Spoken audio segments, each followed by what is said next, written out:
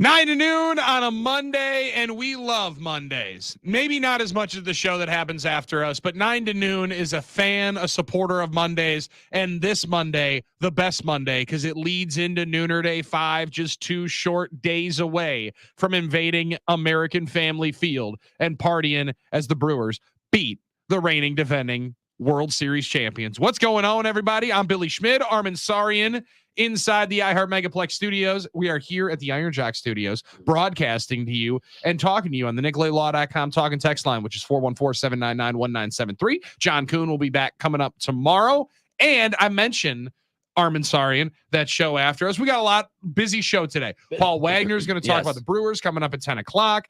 Jordan Love's love story and how that is connected with myself. Oh, I like this. I got you on that one. I like this. Just wait for that. Because that was nice over the weekend. Beautiful moment. Jordan Ronica like that. Also, well done, Jordan. Oh, congratulations. The ring? Or you could see it sparkling from 20 feet away. Well, you have a square cut. I don't think that's a princess cut. I think that's an emerald cut with a singular gold band, right? In the nice setting right there. Sure. Not a cathedral setting. See, I had to learn about rings once upon a time. Yeah. When I was, trying to find one for Laura. You know what I mean? Luckily, my man at the Jewelry Center, Dean Murray, was just like, that one's the one you absolutely. need. Hey, listen. There you go. Now, gotcha. I think the ones I was looking at, inside baseball, a little smaller though than the one that Jordan gave Ronica. Potentially, but that new extension hasn't kicked in yet. No, but that he knows it's coming. So I think that rock is smart of him though, too. Smart of him though, because think about it. You book that while they always say it's a third of a paycheck. Sure. One paycheck. Oh yeah. So then you get it now before the paychecks get massive before this extension. So good on Jordan Love. We'll talk about it. We'll also talk about some game 7s here tonight because we get a game 7. We did not think we were going to get a game 7, Armin. The sports gods gifted us some unexpected presence here. Yeah. And also the wait that we've had for a game 7. Actually longer than you would understand. This longer you would think. You told me this before the show, so we'll get to that. That surprised me when you said it to me. So I'm waiting. I'm waiting for that one. I'm excited for that one. But I mentioned that show that comes up after us. Take this, Heller.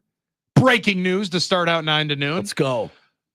We are your home for Packers football, and the Green Bay Packers board of directors have voted unanimously this morning to approve Ed Policy as the franchise's new president and CEO. For sources, the team has announced the move as well. Mark Murphy is scheduled to transition out of the role next summer.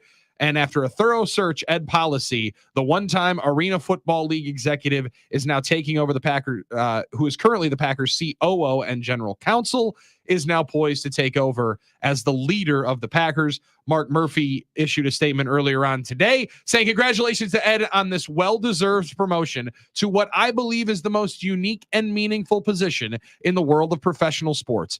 Ed has been a tremendous asset to the organization during his 12 years here and has been greatly instrumental in our success. His work on Titletown has been particularly impactful. He is highly respected both in the building and within the NFL. I've been working with him and am confident he will be an excellent steward of the organization. In the coming year, he and I will continue to work closely together to ensure a smooth transition for our employees, players, and fans. Thank you to the search committee for their thorough work in this process.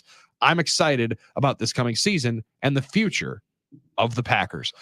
Mark Murphy, will continue the job for 13 months, been a remarkable leader of the organization for this, hands it off to Ed Policy, whose family has ties in the NFL. Armin, and listen, it is a unique situation, as Mark said. Yes. It's the only professional sports team that you don't, through a bidding process, find out who the next president and acting chairman is. Yes, absolutely. This goes through a board of directors and is selected. So we actually have been, behind the scenes trying to figure out. This seemed like the clear-cut choice. He was the favorite. But you never necessarily know once it gets close to prime time to name somebody. So Ed was definitely the favorite. A lot of people considered him the kind of president in waiting, like that was his job, but that wasn't 100% sure, right? So that was sort of like the expected betting favorite, if you will, right? Yeah. I would say he was like a -300 or 400 betting favorite if you were going to put lines on that, if not even more. So Ed Policy is the one. He will take over. I think that's I think it's a really good choice for the Packers. It seems like he's the correct guy for the job. He's been involved. Murphy talked about all the things he's been involved with.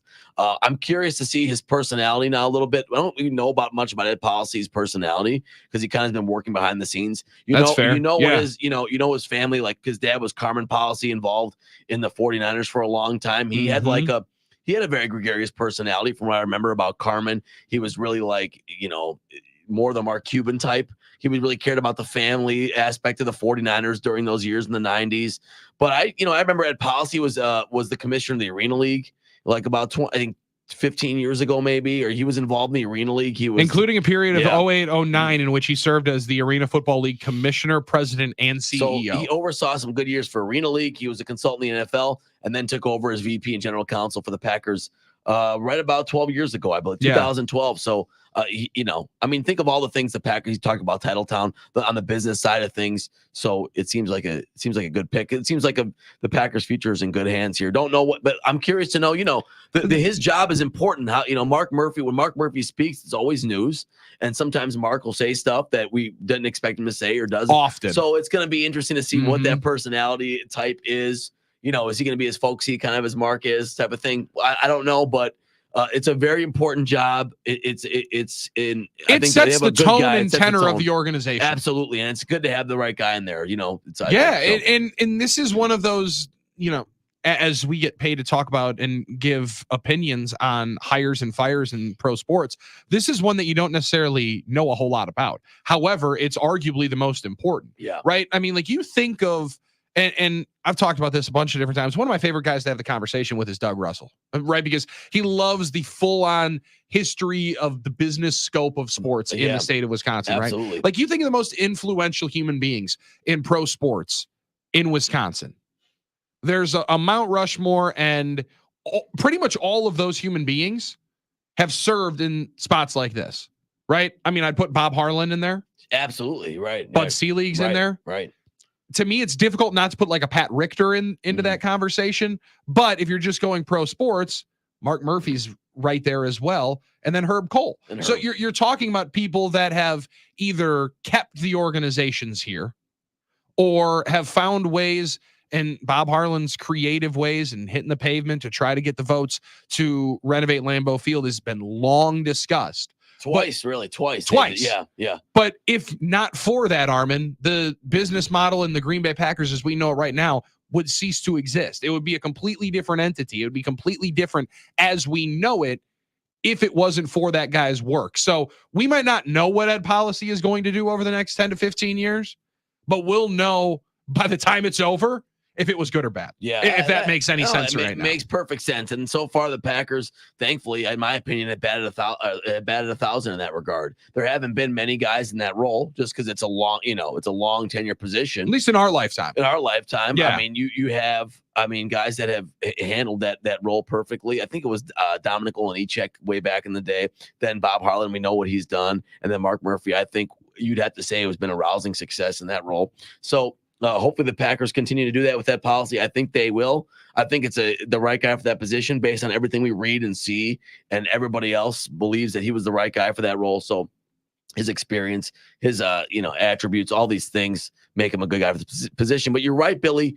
It's such a unique position because the challenges the Packers have as a community-owned franchise to remain solvent in an ever-changing business landscape of pro sports, the most profitable league in the world. It's always a challenge, and the Packers have had to be creative. Stock sales, different ways to drive revenue, things like that. In a smaller market, and they've been able to do it. So hopefully, and they've been able to win during it. Right, that's the most important thing. Right, not just having a solvent business, but able to put the structure around to create a winning franchise, which is that's still the point. That's still the ultimate goal is to win football games. The Packers have done that. So. Yeah, and it is. But when you're in that mode, when you're in that chair, your job is to make sure the team is successful on the field. Yeah. But you do have to look more onto the side of the business side. Of the business. You really do. So it's a difficult balancing act. Like I see one texter said, "See ya, Murph." Well, first off, we all knew this was coming. I don't know if this individual thinks. Yeah, I don't know if this individual thinks they're gassing Mark Murphy. the furthest thing from the truth. It's in the bylaws once he turns 70. Once you turn 70, Yeah. that you're going to hand the position over. So this was always known. It just didn't know who it was going to be. Yeah, right? and it also, and we were able to find out more and more of that throughout the process, that it was one of the reasons why, and one of the contributing factors to the NFL finally giving the thumbs up and approving Green Bay for the NFL draft in 2025 was because of how, impactful Mark Murphy had been for the NFL with the Packers. And you're at a table with 31 of the richest human beings in America. You're doing okay for yourself. Yeah. Right? Mark Murphy's doing okay for himself. Ed Policy's going to be doing okay for himself. But you're not like that. That's a difficult seat to step into. Right? Like, as much as we've now talked very, very glowingly about it from what the organization means, this is now where you do have to be right with this, because Mark Murphy has talked about it a number of different times, and I'm excited to hear John talk about it tomorrow as well, because Mark has been, right. I mean, he was a player, then was an athletic director, so he was able to see the business of sports in a different light. Obviously, Ed grew up around it, but you are an acting chairman trying to make sure that your voice holds the same weight as Jerry Jones, all these other individuals who are some of the biggest, swinging cats right now, Armin, in the country. That's not an easy position to just step into. No, it's a difficult role, and it has to be managed right. And I'll still maintain this, as important as the business aspect of it is, the stadium improvements, title town, bringing events here like the draft, huge, right? And that's a big role for the president and CEO of the Packers. Big time. I still will maintain that the most important thing, and I think this is where Bob Harlan and Murphy always got it right, was not losing sight of what the most important thing for the organization and fans are, and that's still trying to win football games and create a winning product. As important as the business side is, and it is, because you have to remain solvent and you have to do all these things, trying to put that whole structure together so winning is the result on the field is still the number one. That's what fans are going to care about the most. Oh, yeah. Fans love having stuff. Well, fans and owners. Fans are going to love having, yes. But this is going to be the tickets are sold. We know about this. Sure. Right? It's can you still, and in that role, you only have limited power, right? Because you're not in the football side of things technically, although that was changed by Murph. Right. It was. He changed his structure a little bit. That's a very good point. To hire personnel, to hire football personnel, where Bob Harlan didn't do that. He ceded all football control to the football side, and he handled the business. So it'll be interesting to see if Ed continues that kind of process that Mark Murphy implemented when they made those hires. I think it was LaFleur, and they hired LaFleur, right? So, and how he'll want to do that, because Mark Murphy's thing was, I'm a football guy. I hire football personnel. I don't know how Ed's going to handle that or look at that, and if we'll get some more changes. I think that's the next thing I'm wondering, to see what kind of mark he makes in the franchise in that regard. If he sees himself involved in personnel as much as Murph did. Because that was a drastic shift. It was a big shift. I remember doing this show at a different place when Murphy announced that he was going to be. Right. Armin, that was a massive change to think about, because of how glorified it had been. Rightfully so. Yeah. When Bob Harlan made the decision to say, we're hiring football people to make football decisions. Yeah. And staying out of their way. And staying completely out of their way. And not everyone was a fan of that. Now, I'd say it worked out well. And Murphy stood on his business saying, I'm a football guy. I know how to make football hires. And I think he's made good ones. But I don't know how Ed's going to see himself in that way, and if he will try to or not. So, because the structure now, that triangle structure, whatever it is, it's the power of the president to make those types of decisions, right, Billy? So it's good. That part will be interesting to me, because I know that was controversial for some people at the time. Like, is this the best thing for the Packers? Yeah, it was not unilaterally well received. Right. That's for sure. And this one seems like it is, right? Because you had a tradition there that worked, that people really kind of what's the right term? We kind of love that tradition that Bob Harlan created, and it worked, and he absolutely brought the Packers back, and it was a Super Bowl. And like I said, rightfully so. Yeah, it was the Packer way, and it's like, we don't need to change from that, So Dante said Wolf on your Mount Rushmore over Mark Murphy. Now, I'm not going to fully dispute that. I understand. But to just put that into context, that just shows how impactful the decision was for Bob Harlan to say, no, we're going to focus on the business. Sure. We're going to let the football dudes do football, because they don't get Ron Wolf if that's not a part of the conversation. So it really is a big decision. And it sounds super stupid to when I'm saying it into the microphone. Not many people are saying, dude, most of the things you say sound stupid. The No, only Billy. way we're going to know if this is not good is at the end of the day if it doesn't turn out well. Absolutely. Right? Like none of us really know what Ed Policy's working business is going to be like. Don't know what kind of environment that's going to foster. But it's one of those that you don't have to come in and change any culture. Everything's good in the neighborhood at 1265 Lombardi. This is not an organization where you come in and, all right, we're going to make some changes here. We're going to completely change this wall because we need to get a new look in this building. Yeah, that's not it. That's not what this is. This is a transition of power because they're in a position of power right now. Yeah, the operation has been in motion and successfully so. It's a good machine. Now, the thing is, doesn't mean, you lay back and do nothing, right? There's going to be, Ed's going to make his own mark in this franchise, and we're going to see what that is. But you make a good point, Billy. It's not like it's a reclamation project by any stretch of the imagination. No doubt about it. Hit that breaking news thing one more time. Another one. We got another one. Here we go. Sorry, not to cut you off. I don't know if that was going to be an award-winning take. Probably not. So let's just go with the breaking news. Shab Sharani of The Athletic. Sources announcing now the Cleveland Cavaliers have decided their franchise's next head coach. It's Warriors assistant Kenny Atkinson, who, if you've followed some of these rumors and reports, had been very discussed for the Bucks job before Adrian Griffin got it. Some rumor mills have said he was the preferred choice for Horst. When Griffin ended up being named the head coach. He gets a job finally. Atkinson kind of got hosed on his one head coaching job when he was the head coach of the Brooklyn Nets. And then they got Kyrie and Durant, and the Durant-Kyrie train was like, hey, we want Steve Nash. Yeah, that's They're true. like, okay, sweet. So we're going to fire Kenny Atkinson and bring in Steve Nash. So Kenny is going to be the Cavaliers head coach, Kenny Atkinson. And yeah, I mean, there's no chance that fans that have the knowledge that Horst wanted him are going to judge him in that regard, right? It's no chance Bucks fans will do that. If the Bucks are struggling and Cleveland's doing really well, we could have had it, but are meddling this and that. So I'm sure we'll get a little bit of that. So it's going to be interesting to see how that works out for Kenny Atkinson there. That's a good pick, though. I'm still waiting for James Borrega to get that job somewhere. He's supposed to. I was hearing he's going to get a job. I think James Borrega is going to get a job, right? I mean, hearing he's going to get a job. So everyone's saying he's going to get a job. Atkinson worked with the Golden State Warriors on 2 different stops, and he has not been signed to a deal, but is expected to be announced here coming up. And might make sense to hire a head coach because, Armin, I don't know if you've known this or know this. The NBA draft is 2 days away. It is 2 days away. I don't know how many people are. This is not an anticipated draft class for and whoever on earth. Yeah, I said this last night when I was hanging out with Tim Van Voren on the Fox 6 Blitz. Thanks to Tim for having me in last night. No, you're going deep on the bench when they give me the call. Hey, by the way, you did a great job last night. Thanks. I wanted to get that in, but we had too much breaking news. You still have any of that TV makeup on from last night? Did they give you any of that? This is all natural, baby. Hey, if you ever want to see Bill Schmid in a sport coat, you better be watching and a tie. And a tie. You had a tie on and too. A tie. That's right. Yeah. Oh man. Wow. Oh yeah. I was not messing around with that. Man wore a tie. And I even had the top button.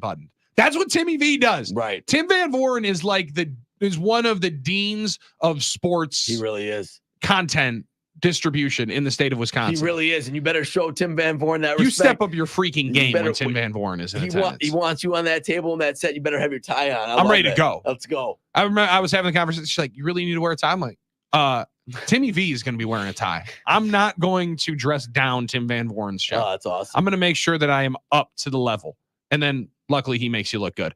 But I forgot where I was going with this one. No, you said when you were talking about last night, the NBA draft. Yeah. What on earth and who thought that the NBA draft has so much drama and intrigue into the second round that they needed to make this a 2-night event? Yeah, I know. Who on earth was making that decision? The second Have they ever picks, watched the NBA draft? Second round picks are always stash and dash or whatever they call them. Always stashed overseas. Oh my God. They never do it.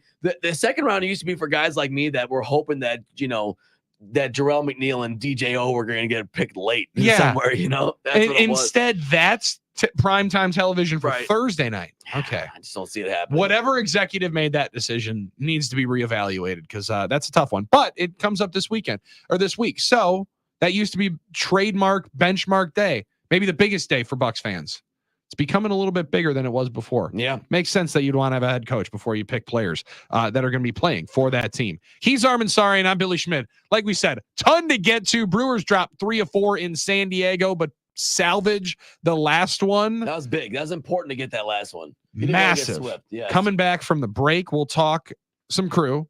We'll preview the week, and we'll talk some more crew coming up in about 40 minutes when Paul Wagner, pitching coach for the Lake Country Counts, our former Brewer, joins us as well. And on that hoops conversation, some conversations about Pat Connaughton, Bobby Portis seem to be heating up. You cool with it? We'll discuss. We'll take that temperature on the NicoletLaw.com talking text line. It's Armin Sari and it's Billy Schmid. It's 9 to noon statewide with all of you on a beautiful Monday in Wisconsin.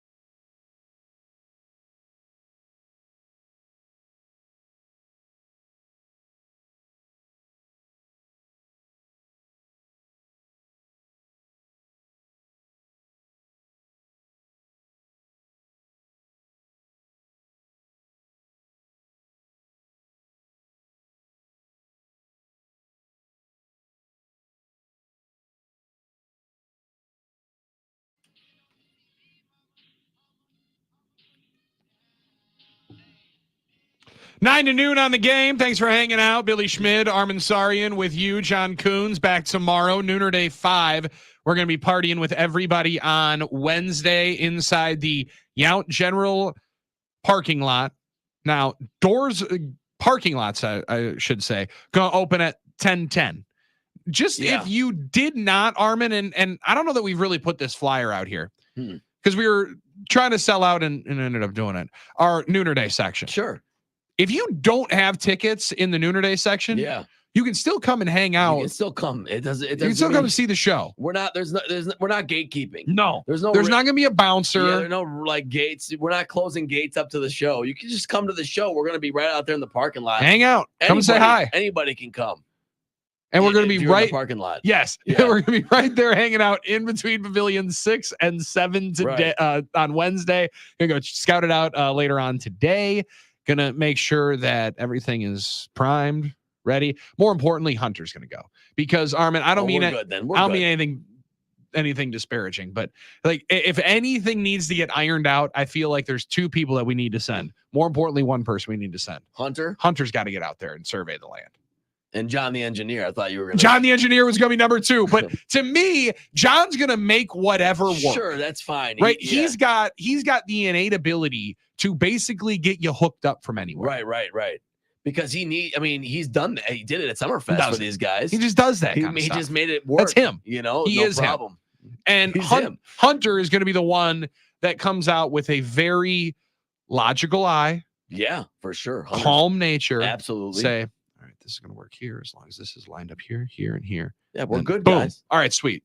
And then Red Hot Tim Scott's going to say, let's freaking go. Yep, let's party. Because if anybody's excited for Nooner Day 5, Red Hot's excited for Nooner Day 5. Oh, yeah. I mean, we're all excited, but Red Hot's really fired up. Cannot wait. It is going to be a hell of a time bringing this show mobily on Wednesday. Well, and that's his type of event. Any sort of mobile vehicle is his Get the trailer out here? Are you kidding me? I mean, like, because Tim, he's an RV guy. He loves gassing up. Get the Blackstone out there? Are you kidding me? That's just a Tim type move. Yeah. I mean, that's just what he gets excited about. So nice. Okay, awesome. What a star-studded weekend we had in Milwaukee, by the way, Billy. Oh, that's fair. I didn't realize that it was going to be as crazy as it was. I was playing some Kanye coming back. Made me think, you saw that, obviously Luda was in town.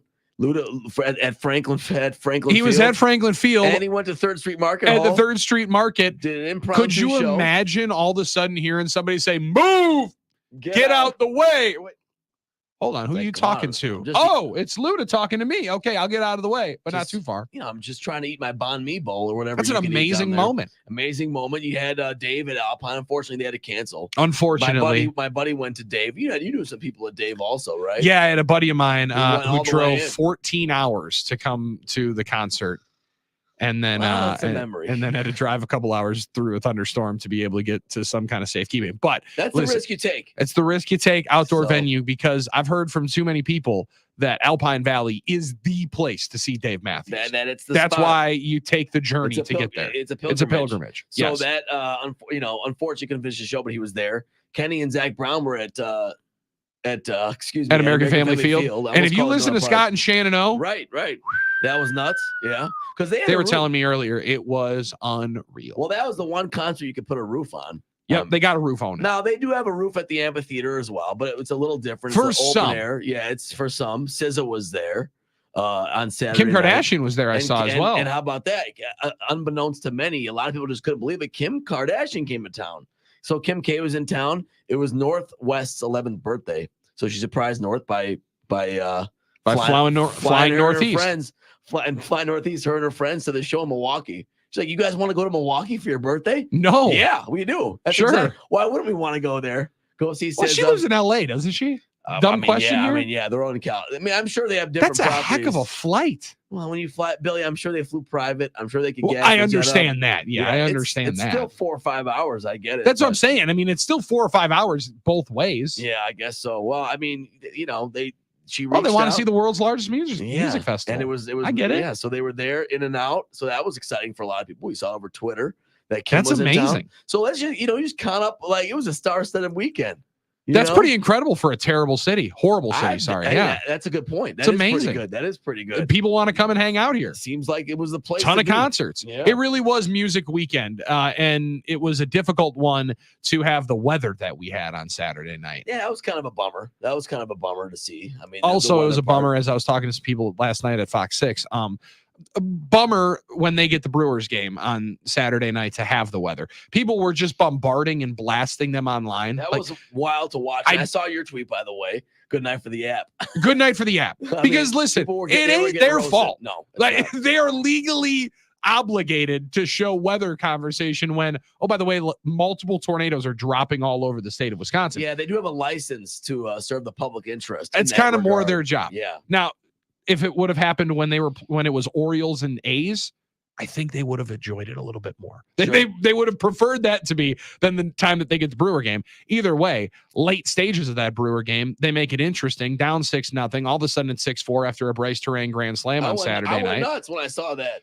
I'm like, the system's passing us because I had the what? See, I loved it. I had everything going on one screen. That's fair. You didn't even have to second screen. Yeah, exactly. I had the weather. I had my great report. I think by Tom Walks. Tom Walks was on that thing. The storm was passing, and then Bryce hits one. I'm like, I think that's out of here. I think that's gone enough. So unfortunately, you're still down 2, but it's still a little bit of excitement. Right? And tell me you didn't think William Contreras beat that thing out over to first. I thought he beat it out. I couldn't believe he actually did it. I thought he beat it out. I thought for sure he was safe on that play. Damn, Manny Machado. So I was like, all right. And I winced a little bit because I knew what was coming on Twitter as soon as I opened the app.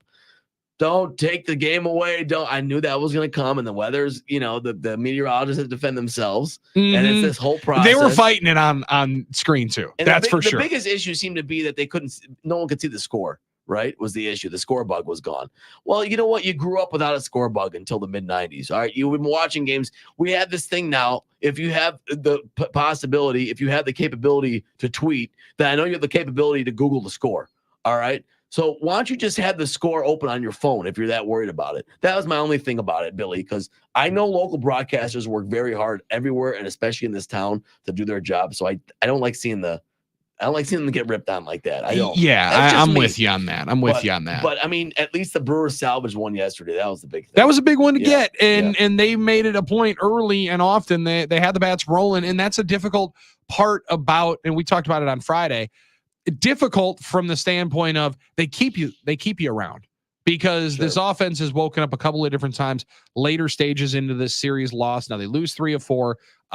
Mike Vassallo put the stat out yesterday that they're one of 4 or 5 teams in Major League Baseball to avoid still the full 4-game losing streak. And that was what was on the line yesterday for him to be able to keep that going. But they're in a position with the offense they have to, as long as you're in the ball game, as long as you're somewhat close in earshot, you're going to feel like there's an opportunity. Yeah. And we talked about it on Friday. They've kept you around. They kept me around a couple of different times throughout the weekend, just not able to get it done.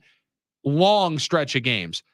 Wednesday ends, 18 consecutive days with a game? They haven't had a day off in a while. They need that off day on Thursday, but they needed to get home first. Absolutely. No doubt about it. And, 4-game series are tough, right, Billy? Because it's tough to win a 4-game series because you have to win 3 out of 4. Yeah. So you I hate to say it, I'll admit it. I went into that one thinking I'll take a split here on the West Coast if it is. And the Brewers were close to getting it. It was just, they could have won game 1. They could have probably won game. Those games were there for the taking. It's just that, end of the day, it's a 3 and 4 West Coast road trip. You just take it. You just take it and come You'll home. take that, rip the pages off the calendar and be done. And I think there's a sense, and we'll ask Wags about this, like, the Brewers have had a great start, and they have been winning series. And there's a tendency when that happens to start thinking like we're going to win like you freak out when they don't win some games. Losses are going to happen in an MLB season. No matter how good you are, this team's still on track to do good things, but you will lose some games. That's just the way it is. It's part of the business. I know that's part of being a fan is the freak out factor, but like the Brewers start losing a couple games, there's a freak out. Like, guys, we're going to have moments like this. We're going to have moments like this when we lose a few in a row. So we got the win. We're back home. We can steady the ship a little bit. Now you can steady the ship, stem the tide a little bit, and feel good going in. Most importantly, going into Nooner Day. Get a couple of wins here against the world champs. Got to, because we're gonna win Wednesday, Billy. I already know that. But you've already said only W's on Wednesday. I'm not worried. More importantly, I'm just hoping to get some runs because I just want my juju to not be dripping onto the team. First of all, if something bad happens, I don't want you to take it personally, Billy. It's not your fault. But I'm telling you right now, Brewers always win on dinner day. You can take the over on their team run total, whatever it is. Just take it because it's going to be hope so. It's going to be a big day. And I've gone three straight games I've gone to. They've scored one combined run. I know, and I was with you for one of those, at least one of them. Yeah. So we got to get this right. We're sitting out there in 232 saying, what the heck's going on here? Well, you know, two hits? That's all we get is 2 hits? They're due for some wins.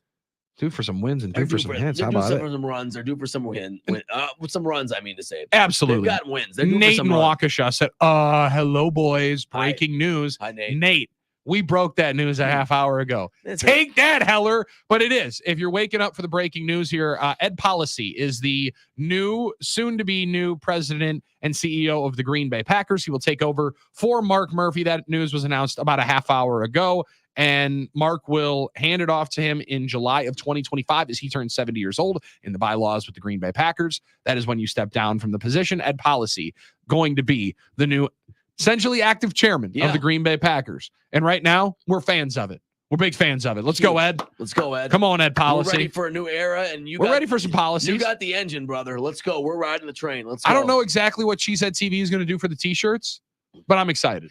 I imagine they're going to have some version of Ed Policy T-shirts. And you know what? They should, and they should. And I'm going to say a couple more things really quick about this. First of all, Nate and Waukesha, the show starts at 9. Second of all, I just want to say that although sometimes we get a chuckle out of Mark, every now and then he says something funny. Maybe we'd get I always appreciated Mark Murphy's candor and his willingness to be folksy and to really talk to anybody. He showed up on the kitchen table with Steve Zabin. Yes. You know, that's not, for a man, you talk about how important that position is and how much power and pressure there is. His personality, always belied just regular guy, and I always appreciate that about Mark Murphy. And so I just want to say that. And that was always something to admire about him. At least in my couple of dealings with him. Yeah. Never treated anybody as if he was bigger than anyone else. No, never did. Which is a really unique thing when you're in the positions of power that he has been. Yeah. I've really enjoyed my dealings with Mark Murphy. And Armin, I'm glad you said that because I've tried to hold it in. I've always been frustrated with how people talk more about Mark Murphy. Some people seemingly just don't like it. And I don't know exactly why. And that just might be just the nature of the position. Might be. And maybe, let's one thing about Mark is he was never evasive about anything. No. He sometimes I'm wondering if that policy is going to do the take 5. Right. Because Mark would always do the take 5 email questions. And somehow one of those questions was always the most heinous response ever. Always. And it was always the nicest. Hey, Junebug 148492. I know you don't want me to work anymore. I have good news for you. My tenure be over anyway. Don't worry. So I always appreciate that about Mark, even though sometimes it would elicit some chuckles, some I don't know, should he be saying this from some people? I'd rather have that than the opposite. That's for sure. I'd rather have that than He's a gonna guy tell you what he thought. That's running my favorite organization that is not transparent, doesn't have candor, and doesn't. I always felt like he would just tell you what he felt. So Mark's got some personality now. That's for sure. Mark. Yeah, that's for sure. Well, we got a lot of time to thank Mark and Ed Policy, now the new president, or going to be the new president of the Green Bay Packers. All right, 414-799-1973. Bobby Portis, Pat Connaughton. The stories are out that the Milwaukee Bucks are shopping those names. How you feeling about that? And I have a tie-in with Jordan Love's love story that came down yesterday. We'll share that for you next. It's 9 to noon on The Game.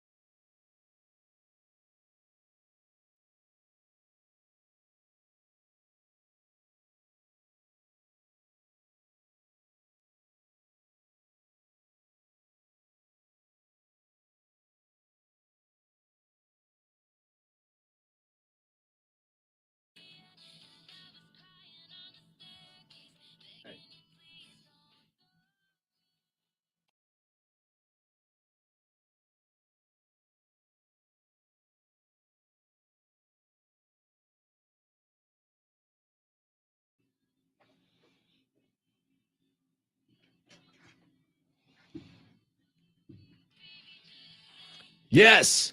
She did. She said yes. She said yes. Now that was probably not an upset. Like that shit, she said yes. Probably expected at that point. Listen, I think that's you a know, difficult question, though. You don't know. You You- believe it's going to be a yes, but then there is that one moment where you're sitting like, Oh yeah, you never know. dude, I'm going to look like an absolute clown if she says no. Now here's the thing. I mean, I think in this case, she's probably this is probably a good guy to be with, right? Because you're gonna make a lot of money here. Not that it's about money, but you Not know that it's about money. they're It's about gonna be, love. Yeah, it is. And they've been dating for a while now, right? She was playing volleyball. Ronica was playing volleyball at I want to say Louisville, Oregon. Yeah. And her is Ronica Stone and Yes. Jordan Love Yes. as they get engaged yesterday. Congratulations, Now, Armin, guys. you're the smart one here on this I program. am. Why did you say Where that? are they traveling to? Or where are they traveling in? It's a great question. It's some picturesque setting. Looks European. Amazing spot somewhere in Europe. I couldn't really figure it out though. I was trying to even like look in the background at the landmarks at the there's some ruins or churches or whatever, some structures. I'm like, is that Italy? It could be. I didn't really know.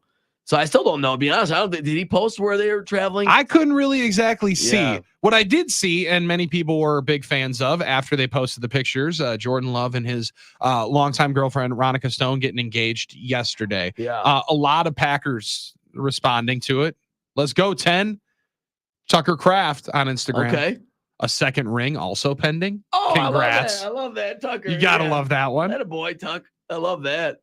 First step to forever is what Love wrote on Instagram. So congratulations again. Yeah. 20. A lot of congrats, 10s. Congrats, bro. Even Showtime 33. Congratulations, my friend. She plays pro too. She plays with the San Diego Mojo.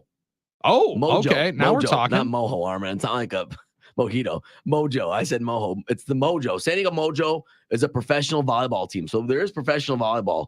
That's what I'm going on, talking and about. she plays Okay, for them. let's Yeah. go. So there you go. So big congratulations to Jordan Love and his longtime girlfriend Ronica for getting engaged yesterday.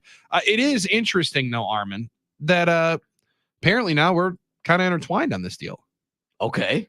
So Tell me how. I mean, Yeah. they get engaged June 23rd, 2024, on location, beautiful vacation setting. They're saying it was in Tuscany, so part of Italy. Okay, So good I wasn't decision. that far off. All right, go ahead. Yeah. We had been in Italy the day that I had gotten engaged on June 23rd, Oh my goodness. 2023. Oh my goodness. Well, Italy. And now, granted, we were in Disney World, so we went to the Italy place. What? In I Epcot didn't at one point. realize So one that. year ago, Today. yesterday was yeah, your one year ago yesterday was your anniversary of getting your engaged. engagement. Wow, And congratulations. 1 year later, Jordan Love pops the question on that day. June 23rd, Well, hold big on day. now, hold on big now. day. Let's go. So you're telling me Jordan Love copied you? I mean, I'm not going to say think that. I think that's what I'm happened. not necessarily gonna Jordan say Love that. said June 23rd worked out for Billy. I better do it on Worked June 23rd. out pretty well. How about that? Now they get married May 25th. Then it's going to be then it's going to start getting a little interesting. Then it's going amazing. to start getting different. It's amazing. Then it'll be crazy. That would be the craziest of all But it's possible. situations. You don't know. Off season. It is off season. That's possible. Bro. Probably over another holiday weekend, which is always a fun time to I have. mean, a they're wedding. not gonna do it during the football season. Probably Not going to do it during the football season. Now they're- they might not do it next year. It might be 2 It years. might be a couple years. They could have a longer engagement, but man, that's wild. I gotta say, Billy, I didn't really realize how much you had in common with Jordan Love. I didn't realize it either. So you just like Jordan. I mean, it's Pretty much some small differences. the same guy though. Yeah, different numbers in the bank account, but hey, But our favorite numbers are 10. hey, there you go. He wears 10. My Favorite number birthday 10. was on the 10th. Both Packer fans. We both love the Packers. both Packer fans. I would say. both love football. Yeah, for sure. And both got engaged on location, on vacation on June 23rd. I don't know. Basically the same guy. Man, that's the power of love right there. That is the power of love. Congratulations, man. All right. Tyson and Zilla Washington. Yesterday was also my mom's birthday. All right, there we go. Happy birthday, Mom. June 23rd. Let's big go. day. Keep it Come up. on. It's a Keep big it up. day. Anybody else have a connection to that day? I think we're a lot more. Yeah, we like- got to find everybody that's got a connection to June 23rd. We're a lot more similar than we think to Jordan Love. Either that or I'm maybe just more narcissistic than you could possibly get to, that I saw somebody's happiest moment of their life. No. I'm like, whoa, I can draw some kind of correlation to It's that for the radio Yeah, show. it's not narcissism. It's just you're just happy for him and you want to Super happy for him. You want to relate to it. I'm you know? very glad that he made that decision. One of the best decisions I ever made. Absolutely. I don't know about you. Absolutely. No, I would agree with that. I would definitely agree with that. Good, because if So, you didn't, then what you'd am I be gonna say? in for a sticky conversation when you got home. They did Because we found out last week while we were doing the live on air poll question for the entire show of should Armin ditch his almost full term pregnant wife to go to the concert. Then we Right. realized just how much Laura listens to the radio show. Which was good though. I mean, it all worked out. It was all That is fine. nice to know. It was all good. You went to Gavin DeGraw? We went to Good? Gavin DeGraw Friday as well. Yeah, it was Almost pretty as good. fun as Gin Blossoms? Or? You know what? It was a good show. And the thing is, Oh. Hanson was right after that. People were really into Hanson. You the know, Mbop Boys. not just a nostalgia act. Like Hanson's been still doing music, and people are yeah. that's the Okay. Mbop, right? Okay. They've had some other songs, but Really? they do have some other ones. You could have told me Hanson was a law firm. You could have told me that was the guy that's starting for the Rangers tonight. Well, you weren't really in the Hanson like kind of aesthetic. I know that song. When you were like in your age growing up, it wasn't really about Hanson. No, It was but it maybe about should have. Hanson It when I maybe was should growing have up. been. It maybe should have been because that is an absolute banger. Remember Penny and Me? That was the other big song. No, Maybe you I'll probably- check it out during the break. It But was more- on. It was on. I think I had one that was on Now 7. The Now series. Oh, okay. Yeah. Now that's what I call Music 7. Right. That's what. That What are they was. on? Like now that's what I call Music 842. Who knows? I can't imagine anyone. They still make them. I can't imagine. It's I probably sure hope digital. somebody's making It's them. got to be digital. Somebody make at least a playlist of it. Well, yeah, playlist. Right. Now that's what I call hour 1 of 9 to noon. Coming up next, Paul Wagner, pitching coach for the Lake Country Knockouts, our former brewer, joins us. Talk some Crew. Talk about how long this run of games, how much it can wear on you, and how much the Brewers are looking forward to that Thursday off day after a massive win on Nooner Day on Wednesday. We'll talk to Paul Wagner coming up next. Sorry, and Schmidt, John Kuhn joins us again tomorrow. It's 9 noon on the Game.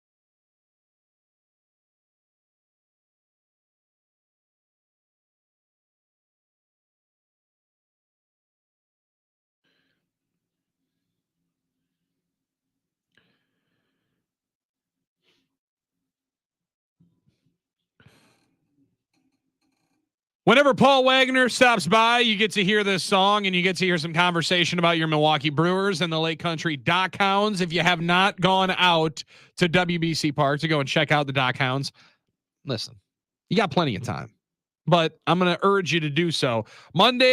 Every Monday, Tuesday, and Wednesday, all season, dogs can enter the stadium for $5 with a $10 human ticket. Mondays, dogs are free. So make sure that you go and enjoy that coming up here today, or a Taco Tuesday tomorrow. Fans can get 2 tacos for $2. 2 tacos, $2. Armin. Okay, that's a great deal. 2 tacos, $2. I'm not going to sit here and, I don't want to make too many judgments. 2 tacos for $2? I don't want to editorialize too much, but that is objectively a great deal. Come on. Jeez, Louise. That's a lot better than Taco Bell. I know that. Yes. I can't get that at Taco Bell anymore, yes, Billy. That is for sure. What they told me in that drive-through. I almost left. Ridiculous, isn't it? But I didn't leave. But I almost You left. didn't leave because you still needed some food. Well, I wanted that still, but yeah. So once the Dock Hounds are back during the week, you can take advantage of that. They're there this weekend, however, Friday, Saturday, Sunday. Big rivalry week for the Dock Hounds. So let's talk about it coming up with our guy Paul Wagner before we talk some crew. Wags, you've mentioned these Milkmen battles. Now, listen, I'm impressed that they're tearing down the set there for the Milkmen from the Luda show on Saturday night. And you guys are gonna be ready to play baseball coming up here tonight at 6:35. But these ones are always circled on the calendar, huh? Yeah. But I just love the fact that we got Lake Country up here. We're a little bit northwest of them. I get it's a rivalry. It's something super cool. I just think as a baseball fan, and it's already starting. There's it's not Cubs, Brewers. It's not Cubs, Cardinals. It's not that yet, but it is. It's exciting baseball, and we'll be down at Franklin. We'll be down at the Rock Tuesday, Wednesday, and Thursday for a 3-game set with the Milkmen, and it's important for us. We just came off of a road trip here, and unfortunately, we lost the last series, but we had about three series in a row. We've been winning the series, and as we go to the Brewers talk, that's what we talk about. Unfortunately, with the Brewers, Padres take 3 out of 4. That's what you want to do, and unfortunate for us as the Dock Hounds, we lost that last series, but we got to continue to roll, and we got to take on the Milkmen. They're in our division. And it's going to be it's just good baseball, good entertainment. Well, good baseball, and the fact that it's local, and the fact that we have both local teams here, it's just fantastic. It's a fantastic thing to have, and we're glad to have it. You don't have to travel too far either, Wags. That's probably a nice thing. So it's fantastic. Ups and downs. That's fair. Wags could maybe get over on the lake for a couple of hours there you and go. then still be able to go and make sure that he's there for BP. Yeah, unless you like those long bus rides, you might. Yeah, but when I come home, I realize that my daughters didn't cut the grass. We had 75 inches of rain. Sure. And I'm like, I walk in the backyard, it's a jungle. All of a sudden, Wags is like, wait, when did No Mo May come just because I was gone for one road trip? What the hell happened here? Right. Poor Wags. He's Every like, week we're on the road. Every week we're on the road. Back on the lawnmower, he says. Sorry, guys. I'll be back in 2 hours. Wags, you mentioned that, though, when you talk about just winning series and relating it to the days in the majors. How many different times will you have conversations with guys on the team of that philosophy? Or at this point, some of these guys have been in pro ball for, a number of years. They kind of know the drill. But how much do you just have those normal conversations of, hey man, I understand that this is the grind of it. We just got to continue to try to get better because things will turn around. All the time, at least I experienced those conversations throughout my career. And it doesn't matter if you're if you're in first place or you're in last place. The only way you're going to maintain your lead is by winning series like that, win 2 out of 3. And the only way you're going to get better from down on the bottom side to get up is by winning 2 out of 3. So the theory and the philosophy work for both winning teams and losing teams.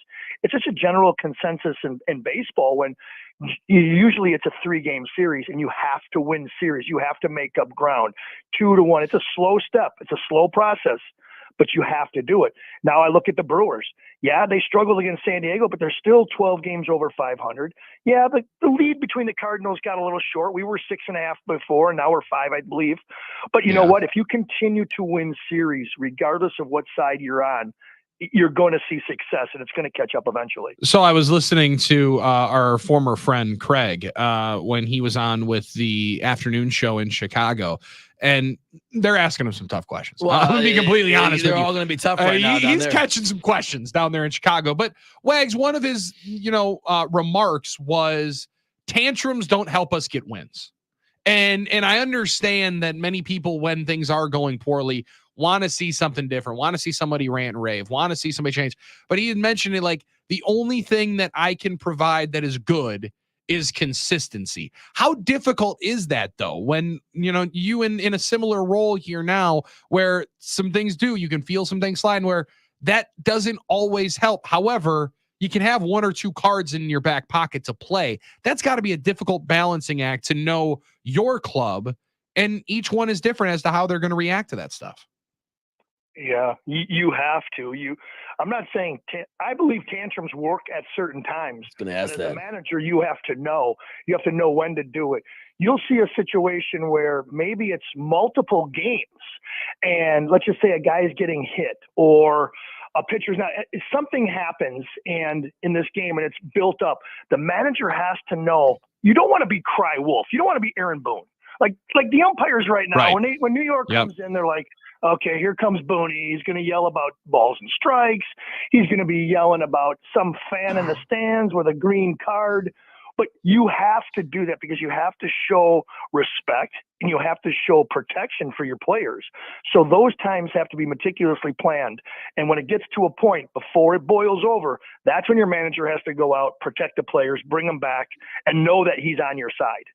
Yeah, because I mean, I understand what Craig's saying. Like, he believes about decision making. That's what it's going to do. Guys have to play better. But there is something to be said for also, giving your team a jolt a little bit, right? Every now and then. And I know that is sometimes it's a thing fans want to see. So sometimes it feels good. Doesn't mean makes a difference totally. But there might be a time and place for that. I mean, there definitely might be a time and place to say we're going to rattle the cage a bit. Okay, one of our favorites, and Wags, you obviously know the man. We've talked about it, and we love the video whenever it pops up of Jimmy lighting into Barry and saying, I'm the manager of this bleeping team. Yeah. All right, somebody's going to manage the team. And at some point, that does where, that's a tantrum and a different style of it, where there does have to be a check of, fellas, this is how it's going to go. We need some direction here. Even though you might not like it, you might not love it at certain times, we are going to need a little bit of direction here on this course. It does necessarily, it allows people to, I think, sometimes get the confusion out of the room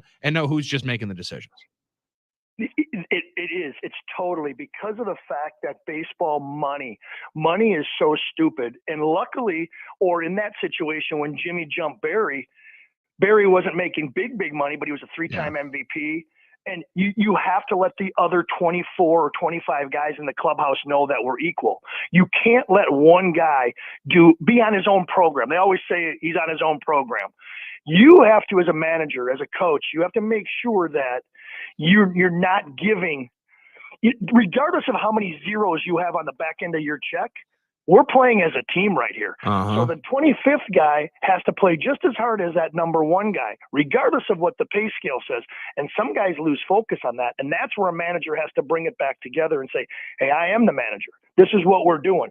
Off the field, you can go in boats and you can fly to Cancun and you can do all you want. But when we cross these white lines, we play together and we're all equal. And that's what a manager has to do. See, that was spring training 92. I always think to myself, when that video comes up, I said, where was Wags? Was he just standing in the back of the field there? Was he over in the pit with the pitchers just kind of watching this standing in the corners? Give it to him, Jimmy. Come on, Jim. What Wags was doing. Was he trying to stay out of the way? We were like, that was our third year. We're a 3-time National League East Division champs. I'm standing in the back corner like a high school kid at prom waiting to get asked to go for a dance. It's just hilarious. Come on, Wags. Yeah. Come on. With the kind of fastball and the sliders you were throwing, everyone knows you weren't sitting in the corner waiting for somebody to come up and dance. Everybody wanted to dance with Paul Wagner. That's why everybody wants Paul Wagner on the radio shows like we have right now. Wags, we have talked so much about William Contreras. Little bit of a slide here for William in June. You think some of that is just the load that he's been asked to carry, or just a natural progression of the baseball season? There, you got to remember, we've talked about this before. Advanced scouts get paid heavily. There's so much analytic data with baseball. And Armin, you know this for a fact. I mean, we're talking velos, barrels, launching. We're talking so many biometrics on every player that adjustments are made, and you have to tip your hat. He's a great player. He's great. I hope the Brewers re-sign him. I think they're going to have to. He's going to be an all-star in all-star contention. I know the list is kind of long, but he's got to make the adjustment as well because others are making the adjustment now too. And that's where you really find out. I'm not saying that June 15th, June 20th, that we're close, he has to it gets around. I mean, gets around. And when you come to play the Milwaukee Brewers, he's a force that you have to deal with. I'm going to say maybe a little tired, workload, maybe a little heavy. Maybe putting things on his shoulders that he shouldn't, letting other players do more. I mean, but that's baseball, man. If you're that guy, and he has been that guy for the first part of the year, I mean, that's just what you do. And adjustments got to be made, and he'll make them. He's fine. He's a great ball player, and he's going to be a Milwaukee Brewer. Yeah, not something really worried about because, like you said, guys are going to have ups and downs throughout the season. That's baseball, right, Wags? That's just part of the process. Guys are going to have better months and weaker months, but that you kind of mentioned, it was my question. There's something to be said then for, this is why, man, as much as fans don't like it, this is why managers and organizations are trying to put those rest days in place for players. This is why, Pat might have wanted him out of the lineup some days. And, there's a nobility and a virtue to Williams saying, I want to play every game. I want to be that iron horse. I want to be that workhorse. That's great. But the Brewers also are trying to put him in the best position to be his best when it counts. So is that part of this as well? The rest factor, and he doesn't want to sit out games, but as a catcher, you have to, because as great as what he's done up to this point, we're going to, Brewers fans, the organization, you're going to want him to be able to do that in September and hopefully October. Exactly. We call it a reset. So he has to reset. And what happens with players, generally speaking, that I've seen is they're so efficient with, let's just use this for an example. I can hit the fastball, but I'm deficient on hitting the slider or the breaking ball away, or I can't hit something soft and down. So what you almost do as a player, when it starts to go a little bit south with the successes you've had, you start to work more on your deficiency. Now he's working on, let's just say, again, I'm going to use that example. Now I'm working on attacking that slider. Maybe I'm coming over the plate a little bit more, keeping my hands back a little bit. But now you're losing what you were good at.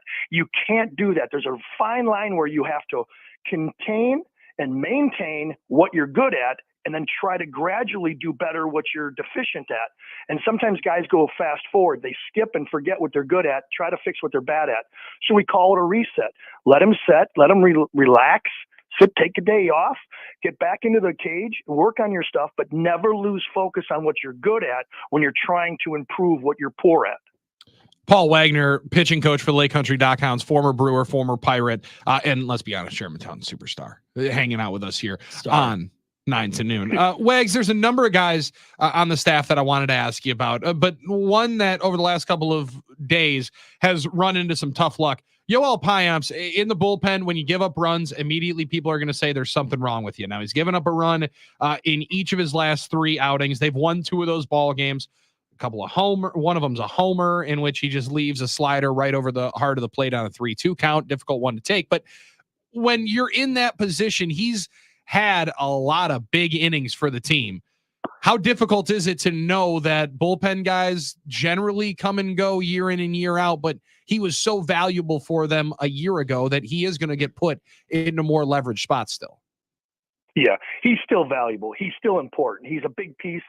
He's part of the piece that helps this Milwaukee Brewer team contend for a World Series this year. I mean, he's a serious part. So that's where Pat Murphy, Chris Hook, can't let him lose it psychologically. Same thing we were just talking about the hitters. Guys are making, data will come back and say Payamps is throwing whenever he's ahead in the count 0-1 or 1-2, he's going to his slider 94% of the time. Well, you can't throw your slider dirty every time. Yeah. Sometimes you try to make it better and you hang one. So in a situation, these hitters realize there's so much numbers on this. So you just can't let him lose it psychologically. He's a valuable point, a valuable part of this program, and he has to be as the back end of the bullpen.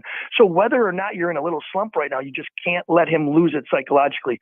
Throw him out there. Let him learn. Let's look at some things. Let's readjust. Maybe we work backwards. Instead of going heater, heater, soft away, up and in, we go up and in, soft away, heater, heater.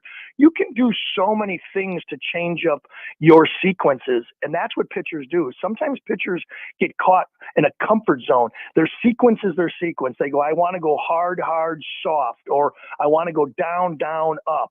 You have to change it. We saw that with Josh Hader a couple years ago. Yeah. Josh Hader used to come out of the pen, remember? And his first pitch would be at the letters, and the guy would swing right underneath the ball. Yeah, the first pitch homers. Yeah. Yes. And then he'd come back down in the zone. And then the following year, people were telling him, you got to lead off with first pitch strikes. Well, he was throwing first pitch strikes, but guys were, catering it for like 6 or 7 homers. Yeah, it's definitely a chess game. It always is, between batters, hitters, and like you said, it's the advanced scouting, it's the advanced knowledge. There have been some obviously bright spots, though, especially in the pitching staff. I think a guy like Brian Hudson, what a season he's Big had. time. I mean, there's no reason he should. To me, he shouldn't be an all-star. You're talking about a whip around 0.7, some ridiculous numbers. What is it about him? I mean, we saw him a little bit last year with the Dodgers. All of a sudden, Got to be that dirty stash. It's got to be that mustache, right, Wags? I mean, don't you think? What are you seeing from him that makes it so effective besides the mustache? I like him. I like Myers besides the mustache. And you know what it's doing is I love their stuff. I really do. Mm-hmm. I think the hurt, and with Myers, the hurt is the Gasser situation. Yeah. I think, and I'm not saying you can't, you can't lose sleep over what's already spilt milk, whatever they say. But gosh, if you could have had you're starting to establish a young core, sort of what we did about 3-4 years ago with the names that we know that come off our tongue so easily, the Peraltas, the Burnses, and the Woodruffs. I think there's something there. I really do. I love everything. I like the command. And when you're talking whips at a 0.7, oh, ridiculous. Nobody doesn't know what a whip is, walks and hits per innings pitch. So if you're talking, you're not walking guys and you're not giving up hits, you're getting outs. You're giving your offense the chance to get right back into the dugout and score points for you. Yeah. It's actually 0.64. Feels like an important thing. I shortchanged him. So an absurd number, 0.64. 0.64. One is really good, Jeez. for instance, So I don't know if that is sustainable, but obviously he's had a great first half. One of the big reasons, I mean, I think he's the best bullpen arm right now, or best results at least. Yeah, in terms of bullpen. Him and McGill, especially yes. after McGill, fell and hit his head in that AT&T store, which I still, God bless that poor kid that was working the AT&T store. When all of a sudden that 6'8" monster passes out right in front of you, But ever since that, clean up on aisles 4, 6, 7, and 8. Right. Because he's laying over all of them. You mentioned Tobias Myers, though, Wags. Since he came back the last time, they've won. He comes back. His first start in the second stint was against Miami.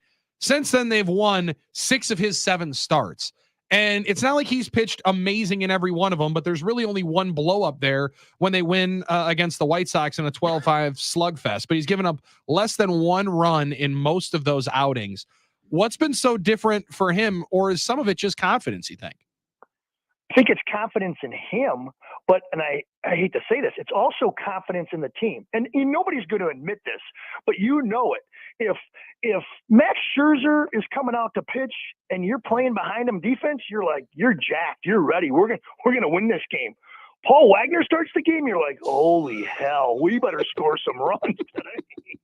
So it's that, you're gaining confidence for yourself as the pitcher on the mound, but you are also gaining confidence for the 8 guys behind you. And when those 8 guys believe as much as you do, it's a great recipe for success. And that's what's happening. Even when, like you said, when he comes out of the bullpen, when they come out of the bullpen, they're it's a shutdown. Inherited runners. He's got a 0.64 whip. I wonder what his inherited runners scored number is, because now you know that you can take your starter out. I can put in bullpen arms, and they're going to shut the door. The points aren't going to score. A guy on second and third with 2 outs, we're going to get this third out before a run scores. And that builds confidence among the whole 26 guys on the team. Paul Wagner, can't thank you enough, man. As always, go and get a couple of wins.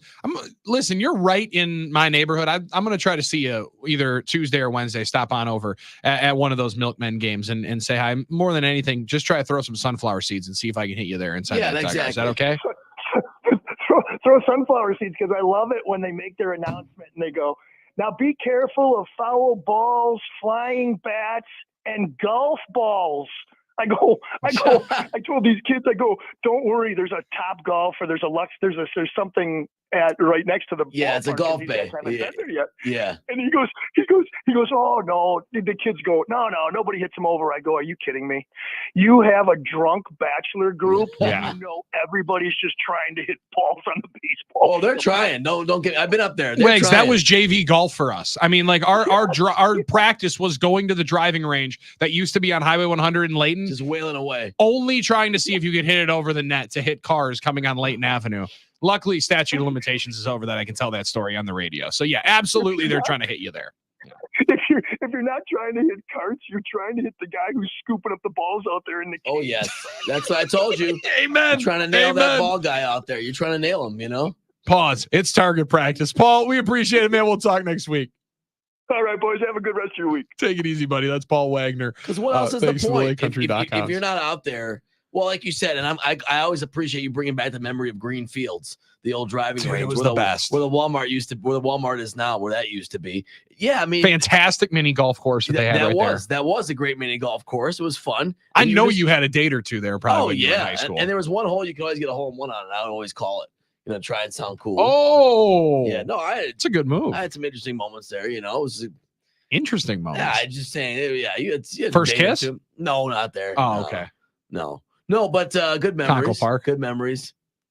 I don't think it was at Conkle, actually. I'm trying to remember now. I don't know. Your face is getting real red. It definitely might have been Conkle Park. Oh, yeah, Conkle Park. There are going to be some people saying Franklin Field at some particular point in time. One day, people are going to be saying Franklin Field or WBC Park when they're hanging out at a Lake Country Dockhounds game, which you should be doing as well. Check out dockhounds.com for more tickets. And I throw this one in here all the time. All you can drink walk-off lager drafts at the Home Plate Bar on Thursdays with $20 wristband. That is the best deal in town. And thanks to Paul Wagner for stopping by Talking Crew with us. We got more Brewers talk on the other side here. Also, Game 7 tonight. The best Game 7 of your lifetime. Want to find out your take on the NicolaLaw.com talking text line. I don't think people are going to be surprised with the answer that I have, Armin. That one's coming up. It's 9 to noon on the Game.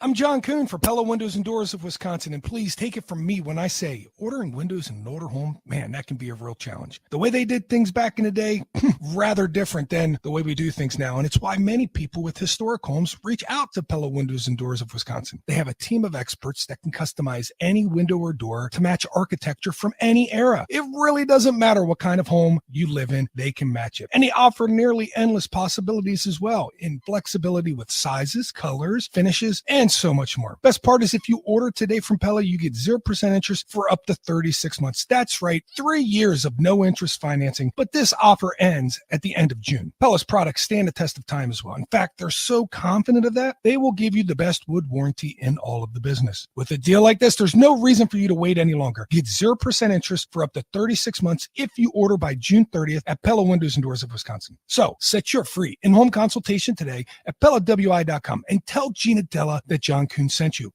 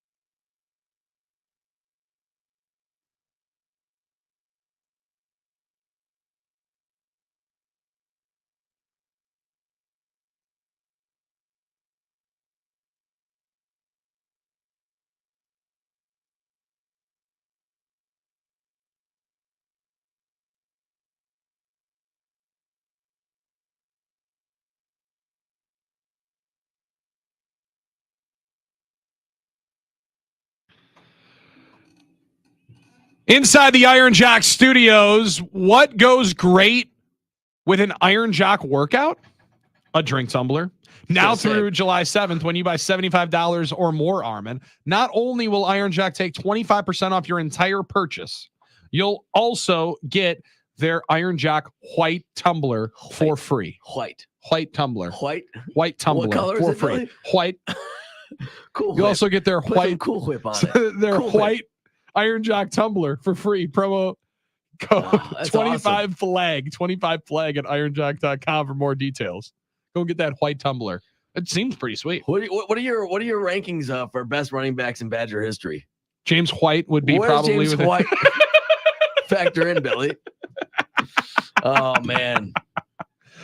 Oh man. So you ever do half birthdays? Do I celebrate half because birthdays? mine, not that mine's coming up, but I always think about, okay, July, August, September, October, November, December.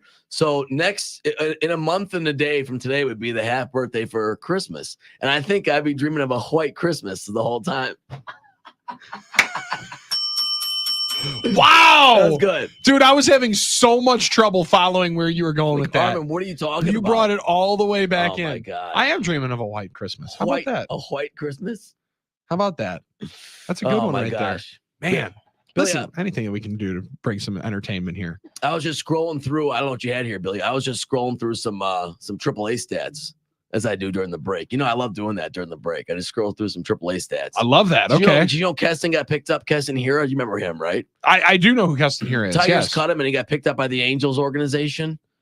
He's in their AAA. You know, AAA Angels are the Salt Lake Bees. The Salt Lake Bees. Okay. Yeah, he's played 7 games since June 11th and has had 5 homers already. I saw He's just one tearing video them of up. like a 460-foot blast he hit. Yeah, one that needed a passport and he traveled so Wow. far. So you gave that one a ride. So I don't know. You know, I think I'm the last guy standing that still believes in Keston Hero. But You just might be. I'm gonna but stand, I'm with you. I hope so. The hill's getting skinnier and skinnier, but I'm gonna stand on it and wait because I think there's something in there still. I understand the whole 4A thing, but I was just still surprised when he got cut. I'm like, is baseball really giving up on this Well, guy? he got cut by what? The Tigers? Yeah, and it was a real weird deal because they had a guy come get sent down and they just cut him.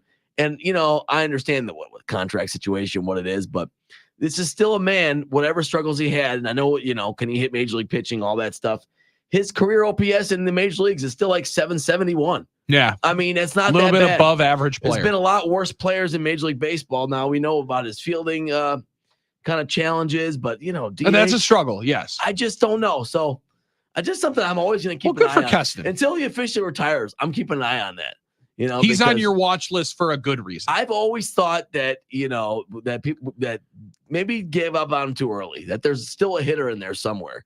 I don't know that there's a fielder in there, but I think there might be. I don't know that there's a fielder in there. That might be Tim a Allen and problem. I, when Keston came up, made a number of different jokes at his defensive expense, but Yeah. it was mostly because his offense was so brilliant. It was like that you would watch and say, like, if he was trying out, we were mentioning, the LakeCountry.com's WBC Park. sure. They're playing against the Milkmen over at Franklin Field. They play a bunch of youth baseball up at the Rock.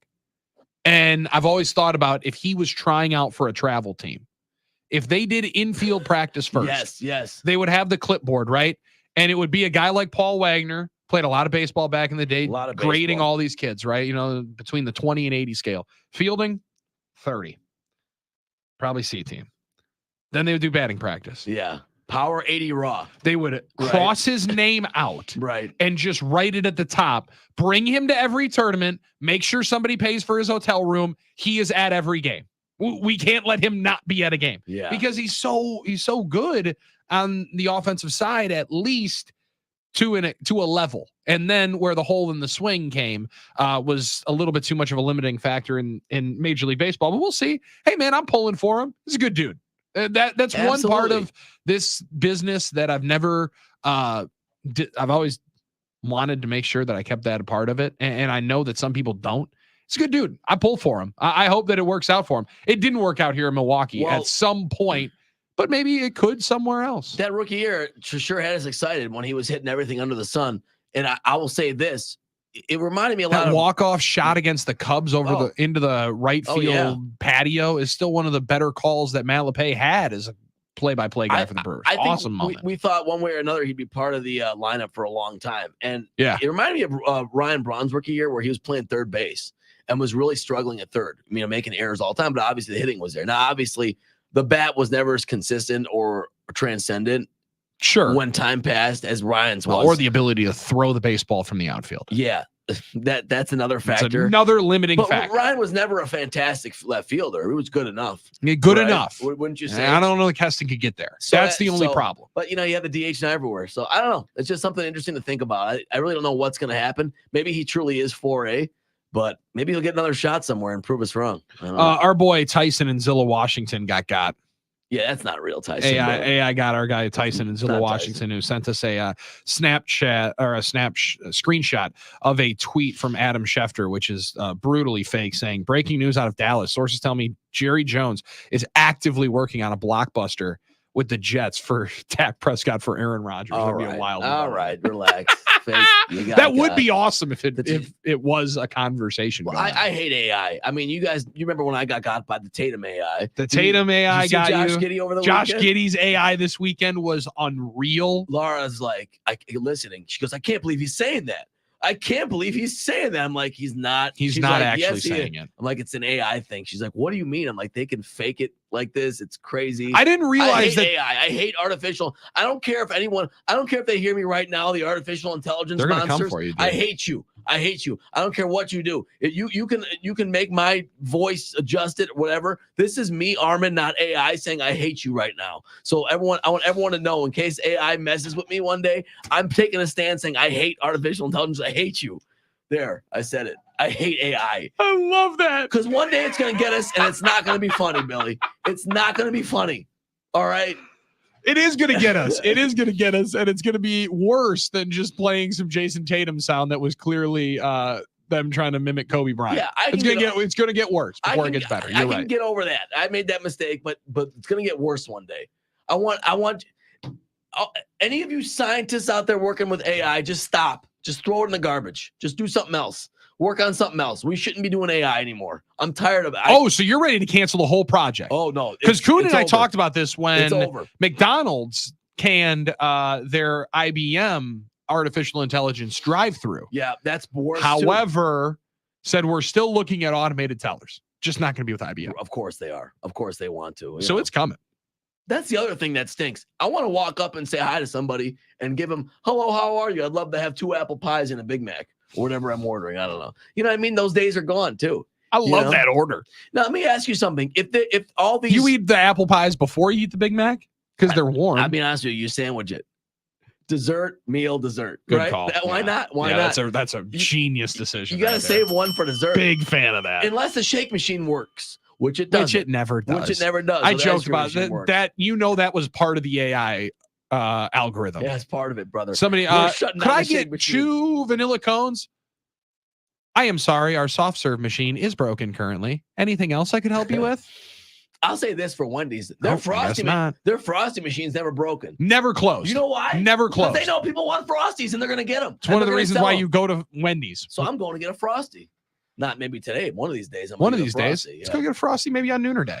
I'm just telling you. And and maybe John the engineer knows about this stuff too. Just stop AI. Just stop AI. No Don't doubt do about it anymore. I don't want to deal with it. I hate AI. How about I an hate on you. this day that we're actually going to get on this day? Can't wait. Coming up, we're also going to talk some game sevens. There's one in the NHL tonight. There is a decisive championship game in college. Championship Monday today, Armin. Hey, let's crown champs tonight. Let's raise some Championship trophies. Monday. Let's let's live out some dreams tonight, right? And one dream was accomplished by a former Milwaukee athlete 5 years ago on this day. We'll play that for you coming up. It's 9 to noon on the game.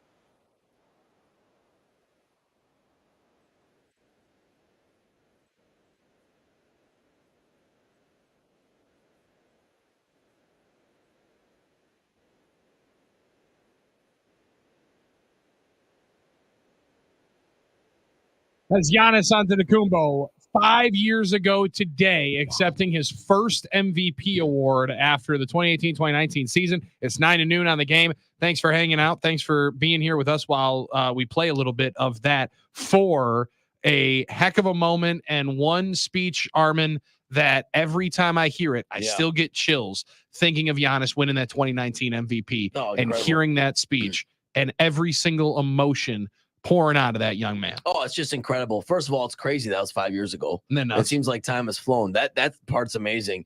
And every time you hear it, like you said, it hits you all over again. We're so blessed to have Giannis. What a gift we've had as Milwaukee sports fans. What an amazing story he's been. And hearing that speech every time, you just get goosebumps. Because that's what a real dreamer of a dream come true story is all about. Yeah. And to hear it is just so special every time. So that's why I'm always vigilant about fighting against complacency, about being thankful for what we have within Giannis. I always have that gratitude with him. I'm always grateful he's here as a Buck and he's the player and the person he is. So that's amazing to hear. I love. I could listen to that all the time. So I'm glad we played it 5 years ago, though. Can you believe that, Billy? Isn't that crazy? Oh man, that's wild. Ever since then, Giannis has finished no worse than 4th in the MVP balloting. The year after, obviously, wins back-to-back MVPs and wins Defensive Player of the Year in 2019-2020. But all of the emotions that he had there, and we've heard it so many different times when the passing of his dad changed a little bit. Like we have focused on how Giannis has, I guess, evolved, changed a little bit, and matured. Everybody does in this business. Everybody does in the business, in this world of professional sports, even more so, like with the attention and the notoriety and the money and everything that is bestowed upon you and expected of you. That, yeah, there has been some changes in that dude, but that kind of person is still in there. And that's still the same guy that when he talks about his brothers being his role models, I've said it a number of different times. And I know that there are so many countless opportunities for people to paint this in a negative light in the past. That is a role model for the human being and the work ethic that he exudes, the family man that he is. And anytime that we have a chance to showcase that and spotlight it that way, I'm always going to take that opportunity. Oh, absolutely. I mean, it's something you too much negative is talked about professional athletes to not spotlight the good things. And when you have a human being like that and he's in your town, you continue to spotlight. Well, and it's amazing to think about the goals he had set for himself. And he talks about that. And this was one of them. And he was on his way to setting more goals for himself and achieving them. Obviously, he did that. World Championship, MVP of the NBA Finals. And, I'm sure he's setting more goals for himself, for his team, as a Buck, and hopefully they continue to be achieved. It's never an easy thing. He's entering a new stage, he's entering stages of his career now that he's becoming a veteran. He's trying to learn different ways to win. He's now adjusting to new players around him. And it's just the second chapter. So it's something some people will say, well, what's next? You worry about it. I'm excited for it. I think he's going to continue to play well, continue to keep the Bucks a contender, and he'll do what he can to try and win the ultimate prize once again, which is the NBA championship. And I'm excited. I think his era is going to be, I think he's going to be in his Hakeem era. I think it's going to be the next phase of his greatness. And I'm excited to see it. So there has been more of a worrisome tone to it as to what he could look like in this next chapter of his career, because the way his game's built on athleticism and energy and things like that, and just pure force, strength, and physicality. I wonder how that evolves. And we have just talked about it. I don't know, he ages well. I don't know how this, that, and the other goes through. I do know he's got fantastic touch around the rim. Well, that if indeed that is the path that many of us have hoped that maybe he would go to, maybe allow players and teammates to get you the ball inside of 10 feet away. Yeah. Let's focus on finding more ways to do that instead of you having to drive down 25 feet into human beings. Yeah. Yeah, I'm excited. And it's hard to say what it'll be like because there aren't many comps for his playing style. There have been many comps for him. In a lot of ways, he's a one-of-one type of player. I mentioned Hakeem, but it might not be that way. He might never shoot that shot like him, but he might continue to be the player he is for another 5-6 years. Who knows how long his career is going to be, but it's already been great. It's already been a blessing to be able for us to watch it and experience it here in our jersey, in our uniform with our city on there. So I think it's amazing to watch. You're right, Billy. I think he's adjusting. He's got touch around the rim.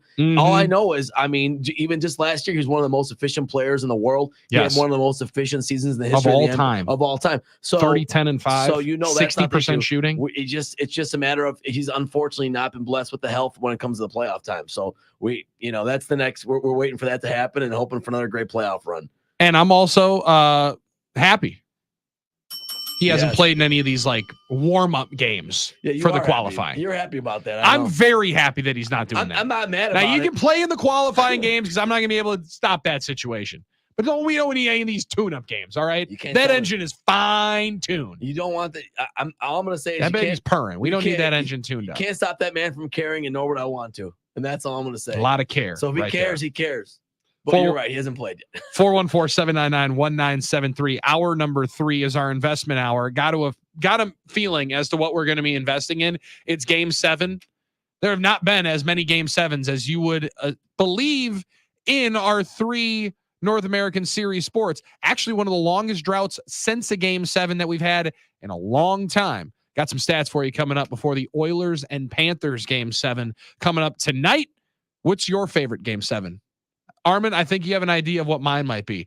You know more NBA finals than anybody, so I am extremely excited. A lot of good ones. For the ones you pull on out here. And our nooners on the NicolaLaw.com talking text line, 414-799-1973. It's next on the game.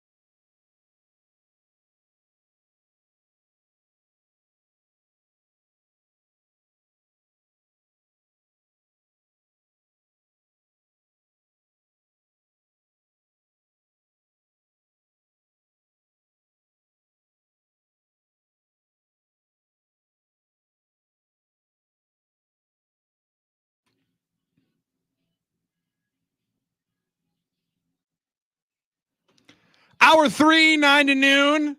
Hanging out with you, NicoletLaw.com, talking text line. Going to be hanging out with you coming up on Wednesday. Cannot wait to be hanging out in person with all the Nooners, because there's a lot of things that people say and do, things that get sent to us on the NicoletLaw.com talking text line. And we have so many conversations with our Nooners. It's great to put a face to the name and then get to hang out with our Nooners. It's one of my favorite parts about what you guys have started with this. And I'm really thankful that you guys are welcoming me in to the Nooner Day celebration. I mean, of course, you're part of it. Now, yes, I love that too. I love putting a face to the name. I love being able to meet the guys that we talk to all the time. There's so many great stories of that. So many great Nooners that, you know, you're happy to meet, that you're happy to get a conversation and a relationship with. And it's a great thing. It's a fantastic thing. Because a lot of times people will say, boy, you know, you don't look like how I thought you'd look. Like, they put a face to your name when they're listening. Oh, for sure. Yeah. Right. Because instead, otherwise, we're just the random people talking on the radio. Or Sure. you can see the faces on YouTube. Well, you can now. Yeah. We're out there. Thanks to the 134 people watching right now. You got to see Armin grab the microphone with two hands, screaming into it when you were ranting about AI 20 minutes ago. I was too passionate. That's something you cannot miss. First of all, here's the other thing. Okay, let's just not to. All right, you brought it up. You shouldn't have brought it up, because here's the other thing. If we have automated tellers and automated, why aren't the prices cheaper? Why are they cheaper? You're paying less people that I want a discount on my Egg McMuffin. Guess what? I'm not getting that discount. Yeah, you're not lying. Did I tell you what happened to me? I did multiple times. What happened to me when I drove through the Taco Bell drive-through? What happened? $14. Like, give me a break, dude. That box used to cost $5. I know. Goodbye. I've talked about it like 15 times now. Did you get any more food though in it, or was it just the exact same? I don't think so. I think I just got marked up 200%. Are you sure you didn't just pay for someone else's order?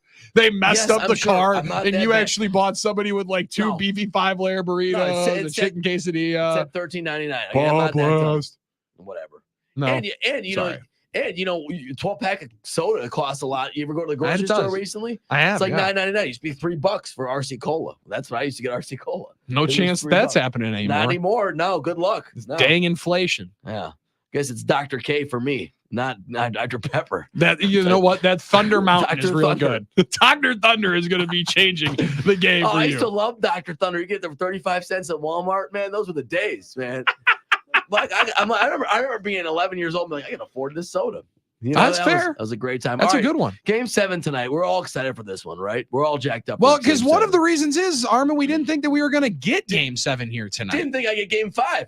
Every one of these extra games was like a brand new, like an extra gift you found underneath the couch cushion when you were opening presents. No doubt about it. All of a sudden, you just dig into the cushion, see what you can find, Yeah. and you were able to find the Panthers being able to drop one game, thanks to the Oilers just breaking the dam, 8-1, then giving us a very interesting image that many people have been waiting for and salivating for and hoping that they'd be able to see one more time. Yeah.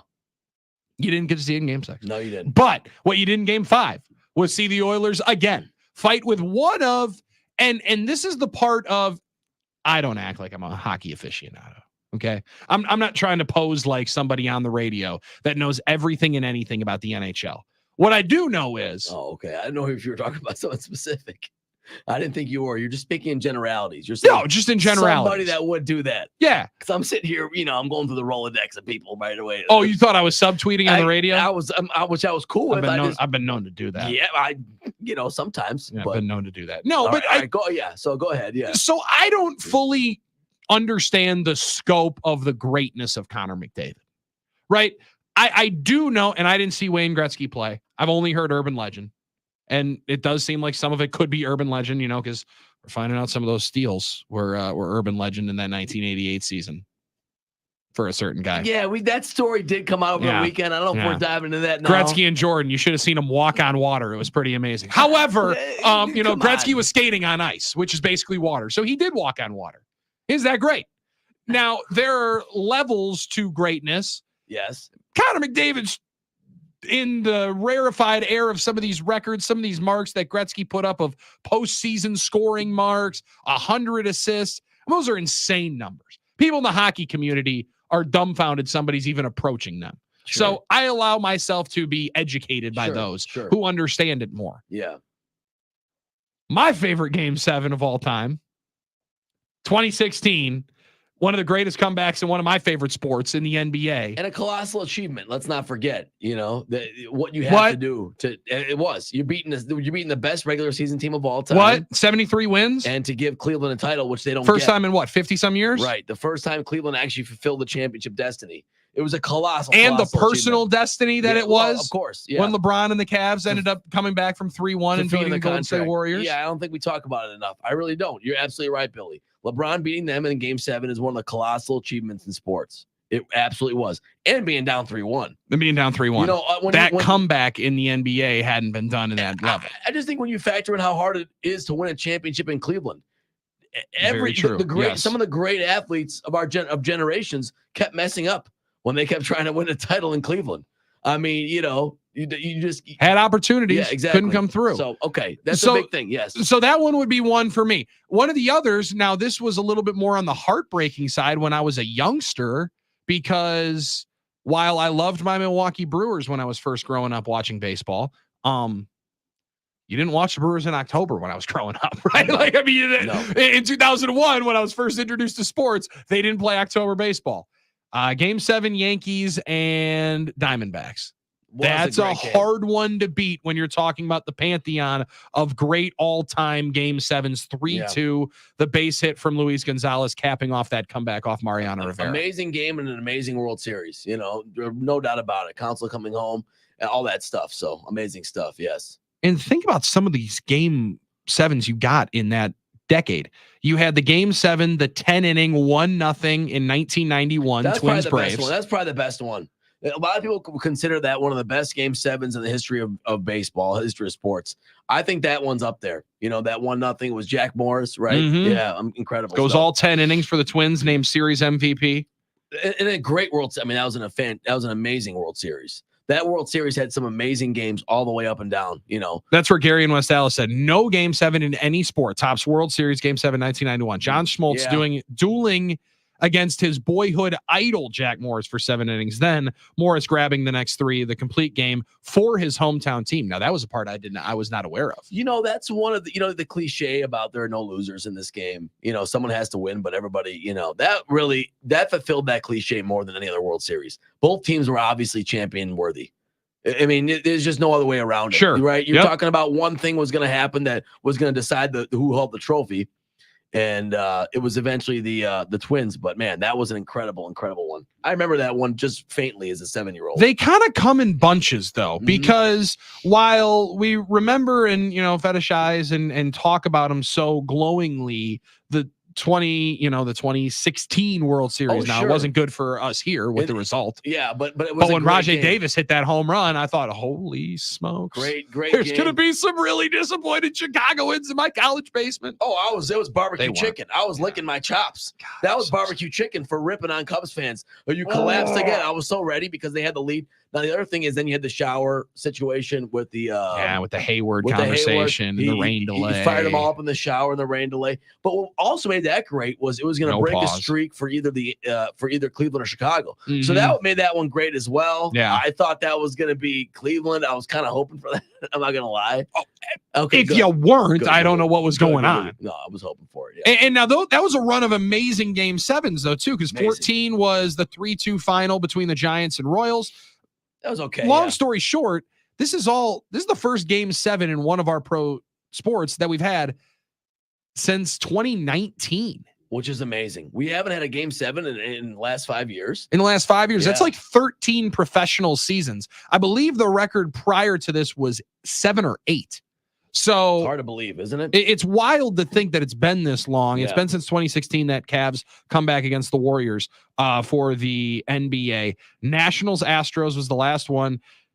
The first best of Game 7 series of any major North American sports where the visiting team won all 7 games was that Astros Nationals one. That's crazy too, because Isn't that crazy? You talk about home field advantage, and stuff like that, and you think about it. All right, when we talk about hockey, we got to bring in our guy. I was going to say our guy John the engineer. Now he may have thought that I was talking in tweeting him No, on the radio. You were talking about him, right? That is not who I was talking Oh, about. you weren't. Okay. I wasn't talking about anybody. Why did I have to be throwing somebody under the bus like that? I'm not saying you had to be. Just I thought maybe you were. You're just trying to start stuff over here. Yeah, Armin. I'm a rebel John the rouser. engineer hanging out with us Hey, talking. I this. wouldn't consider myself anything near an expert too. Noted but hockey expert in the building. You are the hockey expert in this building. He I'm also not- played hockey. I'm not an El Jefe, but Hunter Fair. HBIV and I were talking about this sidebar last night before getting into the work week. Yes. And the only time there has ever been a team in a Stanley Cup final down 3-0 that came back and made a game 7 of it and won Okay. was the 1942 Toronto Maple Leafs. And there We all was remember that team. there was I a mean, lot going on Can't in forget that one.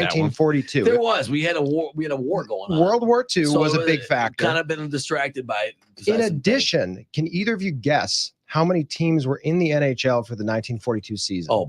It was a small amount. Would Was that it- still be the original 6? It was the year before the original 6. There were 7. The Brooklyn Americans were still in the mix then. That would have been Wow. my team So you right want there. to talk about Wow. a different world? So you just weren't thinking about it then? No, you know? absolutely it was not. It was a different landscape of sports. Of world So of Toronto, life. the only team in Canada? At that point, I believe so. Okay. I might be incorrect. And The that would make me- Canadians. Yeah. Oh, Montreal. Yeah, Yep. okay, Montreal, Toronto, Chicago, Detroit, New York Rangers, You got Brooklyn it. Americans. And the Penguins. I don't Well, think so. Penguins. Sorry. Did you say Boston? Boston Bruins. Boston, there it that is. was Yep. the original Boston six. Bruins. Yeah. In any case, Hockey just- experts. I This is a can't- hockey show now. well, I mean, we almost didn't get the original 6. this That's is a, pretty this tough. Is, this is a hockey show now.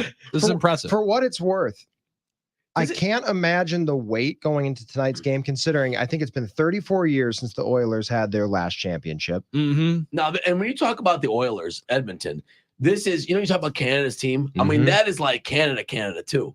It's Oh, not yeah. just like Toronto, which It's is a kind of very the most cosmopolitan- Canadian I mean, it's outside of like Calgary or I Vancouver. mean, this you is can get. exactly. Yeah, This is I'm with you on northern that. Alberta. Yeah, I'm with This you on is- that. I saw This is Canadian. And with I saw all due Canadians respect- talking about like they keep the Canadian tradition alive. They keep like the honor, the pride of being Mhm. a Canadian up. I mean, you heard the Canada. Well, Oh, hell, yeah. just look outside when they're doing shots of their version of the Deer District. I They don't know had what it would be called. Zambonis. The oil rig. There were 3 men on an Yeah. Zamboni drive. They're That's also- not street legal in the States. You can't get away with that down here. They're get rid- they're all also in like jackets and jeans. Oh, so it's- you can tell yeah. that it ain't warm there yet. For what it's worth, think it ever I gets warm there. I don't know how many Canadians outside of The hot season of Edmonton are 55. really pulling for Edmonton to win. I imagine See, that that there are some sucks. Canadians fans or some Maple Leafs fans that are a little salty watching this all happen. However, I can't get past the fact, and this is the same thing for Florida because they got skin in this game too. I mean, everybody's talking about the collapse. It hasn't happened yet. And Yeah. Florida they've never won in their history either. I think they're a 30-year-old program. I think Something it's like the that, 30th yeah. Season. And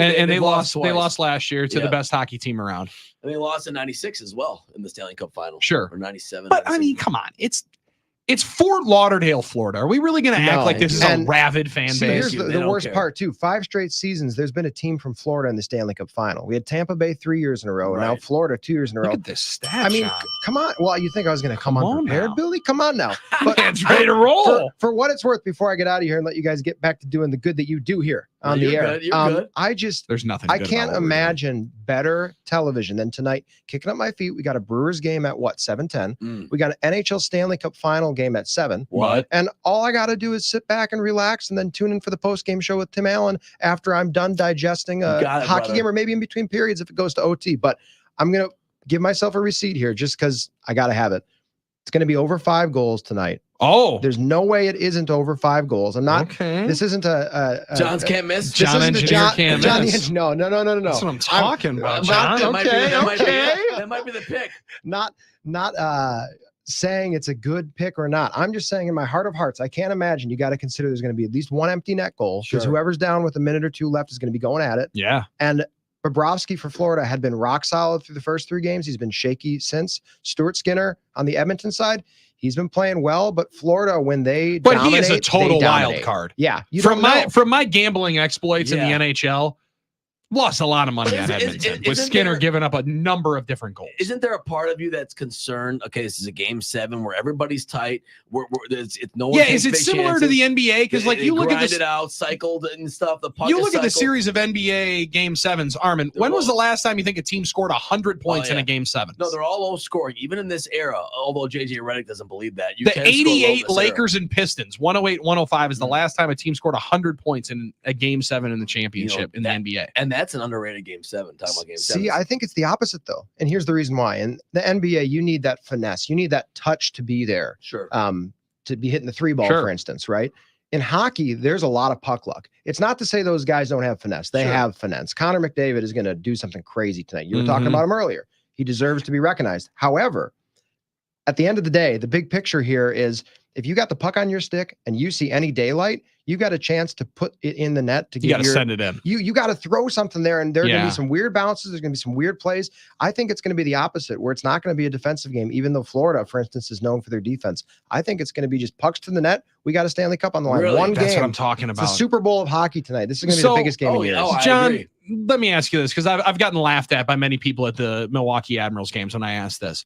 I'd be the worst hockey player around. 1, can't skate. They don't make skates big enough. 2, fat. That's an not Be an important part. coordinated enforcer. enough, You got the right? size, Billy. You can't teach size. Yeah, but I He's can't full fathom how they skate backwards. Like that is still the craziest thing to They're me. amazing skaters. They're amazing. But I just shoot it all the time. Like you just mentioned it. Once the puck is on your stick, the patience that these dudes Oh, yeah, exude they cycle. is the craziest They part hang of out it to in the me. corners for days on end until Dangle they it get around, daylight. pass back and forth. I'm And, like, somebody you know, shoot. You want to tire out the team who's in the defensive zone, see if you can cycle some guys onto the ice. I get it. It's a great strategy. But once again, tonight, all these guys, every man on those roster, even the goalies can shoot from full ice and hit it Sure. on a dime. Sure. I mean, realistically, there's going to be shooting tonight. It's just going to So be. you tell me not to take the I'm under on not shots. telling you to gamble. I'm just saying it's going to be 5 goals or more because it's going to be primo television, and you can't win if you don't score more points than the other team. That is a fair stat. I just wonder if puck control is going to be at a premium, and that's why a lot of guys are going to cycle in the zone. But you know more than me, John. The thing is, I think what's exciting about it is we don't know what to expect. Yeah. And I think that's what's exciting about it. That's why we love it. Is like anything can happen in a game 7. And boy, I mean, you talk about ticket prices. I think the get-in price is $841 for one ticket.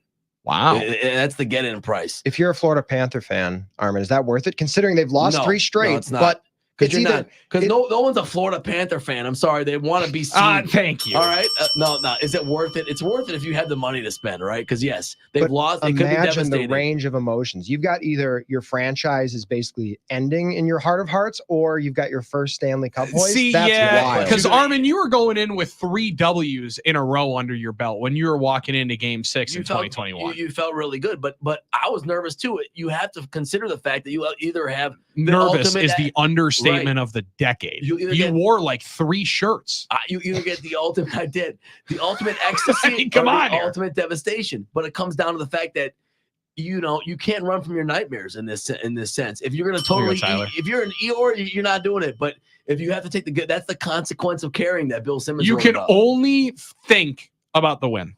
When you're hitting send on that tick pick, Nah, yeah, you yeah, gotta yeah. only be thinking about the W. There's no way a loss is crossing your mind if you're a Florida Panther fan. If you're an Edmonton Oiler fan, though, flying 6 hours down there, Well, that's different than getting the L. I'm Oh, praying they for this. chartered a plane. There was a group of people that chartered a plane to go down there. I think That's they had to get like awesome. 60 some occupants. Oh, I I'm guarantee- cheering. I'm Imagine sorry. that. I'm cheering for Canada. We did Absolutely. a big show last week where there was a lot of Canadian hate. And John, I was not standing for it. I like Canada. Yeah, I mean, You I'll know be what? honest. They figured some stuff out before we did. Just because they had a leaf on their tree, it was a lot easier for that one. Plus, they're our neighbors. They're closer to us than Florida is. That's a good Logistically, point. it's Fair. at least the Yeah. border. And they care more. Let's be honest. And yes, there Think they're hasn't. party in Miami if they win, or is there what's like the Miami or what would be the party destination for Edmonton? They just fly a couple hours Edmonton. south No, I mean, I good question. because I that's don't what know. Boston did. They went and party Miami. Sure. I mean, are they stopping in Vegas on the way home? Where do you party? I would. Where's the party spot in Canada? I would imagine Montreal. or Seems like Toronto. just the bridges. Man, I think they're going straight back. Imagine home. the scene. We're going home. We're hockey players. We're Canadians, just like Mighty Ducks too. All right, boys, we're going home. Going home, Yeah, let's go. and then we'll see you in Vegas. I think eventually some of those guys will turn up in the party destination, but maybe not that night. That's fair. How about that? That's fair. I guess you're already in Miami though. You're right. You go to 11. You're you go to already some there. of the, go to the hot spots. It's only You go an to hour drive down. Some of the beaches, the Come on Biscayne now. Bay. What are the beach parties in Miami? Come on, the Clevelander. When you're I don't hitting know. that kind of dance, there's no way you're missing that. I know where I'm going tonight for it.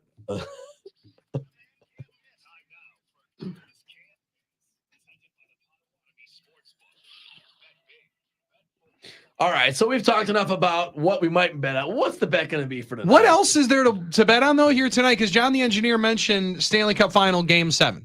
Winner take all for the Stanley Cup Final. Right. There's also winner take all for the College World Series in Omaha, Nebraska, Yes. and Brewers.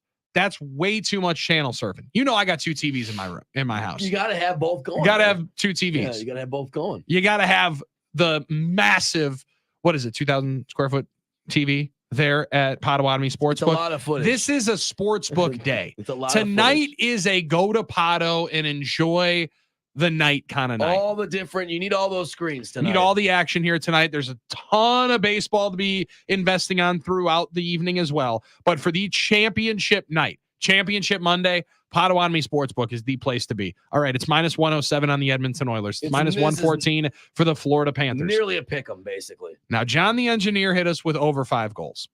Now, John the Engineer, I don't know if he realized that is juiced minus 140. I also don't know that John the Engineer knows that this is a parlay program now. Yeah, we're hitting a part. This is a parlay program now, Is it John. really? Yeah, but And if anybody likes parlays, I know this guy does. I've heard a couple on-air references. I mean, Armin and I dream every once in a while, but we'll have I to know see. this guy likes a parlay or two. well, there's a difference between my parlays where I tease them all down minus 500 to try and win even money, and the John of Engineer parlays where he's trying to win a house. So I mean, $5 to 47,000 sounds like a good investment strategy. That sounds like a way to win, right? he needed Now, one. John, let me clarify here. At least 1 point, 2 points. You get 1 point for a goal, 1 point for an assist as well. Player points you're referring player to. points. Correct. All right, Yep. what do we Goals got, and Billy? assists. What are you cooking up here? Well, I'm cooking up over 5, but we got to get that juice down. We got to change that up. Connor McDavid, greatest player maybe of all time. It's possible. now. We'll see how There's tonight no goes. way this guy ain't scoring 2 points, right? Goal and an assist, maybe 2 assists. If there's that many goals, you know that he's going to be around the action. Yeah, My man played like 26 minutes the other night. no, they're gonna keep him on the ice all night. He's playing. Yeah, McDavid over 2 points. that's 2 points. Okay, So right now it's at plus 140. Is that enough, or do we have to spice this thing up a little bit more? over 2 points from McDavid, and the over. You talking about? And the over. Okay, I mean, there's a part of me that wants to throw the college baseball game in here as well, just because it is Championship Monday. What do we got for lines? Over 10. Over 10. This is a There- championship program. Over 10 in there. That juices it up to 3 plus 358 over 10 for the for the baseball game. Yeah, For the College World Series game, which is Texas A&M and the Tennessee Volunteers. all right. Now, is this a John Kuhn approved, do you think? Plus It don't 360? That feels pretty solid. I think so. That feels like something he would take a swing at, because I want to do this right. We got one easy win on Friday. We did. So We you have to go. have some bankroll to play with. You have some cushion. It's Championship Monday for crying out it loud. You absolutely can't is. not be invested on both games. You got to go with it. So All right. Over 5, Edmonton and Florida. Connor McDavid will score at least 2 points and over 10 runs. Texas A&M and Tennessee. I mean, it was 9-7 the other night. 9-6 the other night. A lot of tired They're arms in the bullpen. It's been a long tournament. They're using those aluminum bats, John. Yeah. They're drinking Ping. like 27,000 Jello shots at that bar across the street. People are scoring tonight. Check Sorry. swing home runs is what you're talking. Just make contact and it runs. goes out. So, all homes. so McDavid's over 2. It's not 1.5. The line is 2 for McDavid. At least 2 points. All right. So you can push that. Like, He can push that, and then Yeah. it just goes down to the over on Yeah. both. Okay. So this is plus 340, you said? Plus 358. 358. All right. It's in. Let's do it. It's in. It's locked in. That's a Coons can't miss here today. And if it does miss, you can blame John the Engineer. Hey, thanks for stopping in, Thanks man. for Appreciate letting me it. hang around, fellas. Have Great a good rest of work. the show. Great talking to you, Johnny. We'll see you at Pato tonight. That is the Potawatomi Sportsbook Coons Can't Miss. This is 9 to noon with Armin Sari and Billy Schmidt. John Kuhn rejoins us coming up tomorrow as well. There was a protest, and I got to be honest, pretty poor protest at the Travelers Championship that we'll discuss. But there's a couple of names being discussed. Former Milwaukee Bucks, current Milwaukee Bucks. They could be former Milwaukee Bucks. We'll discuss it coming up before the NBA draft, just 2 days away. It's 9 to noon on the game.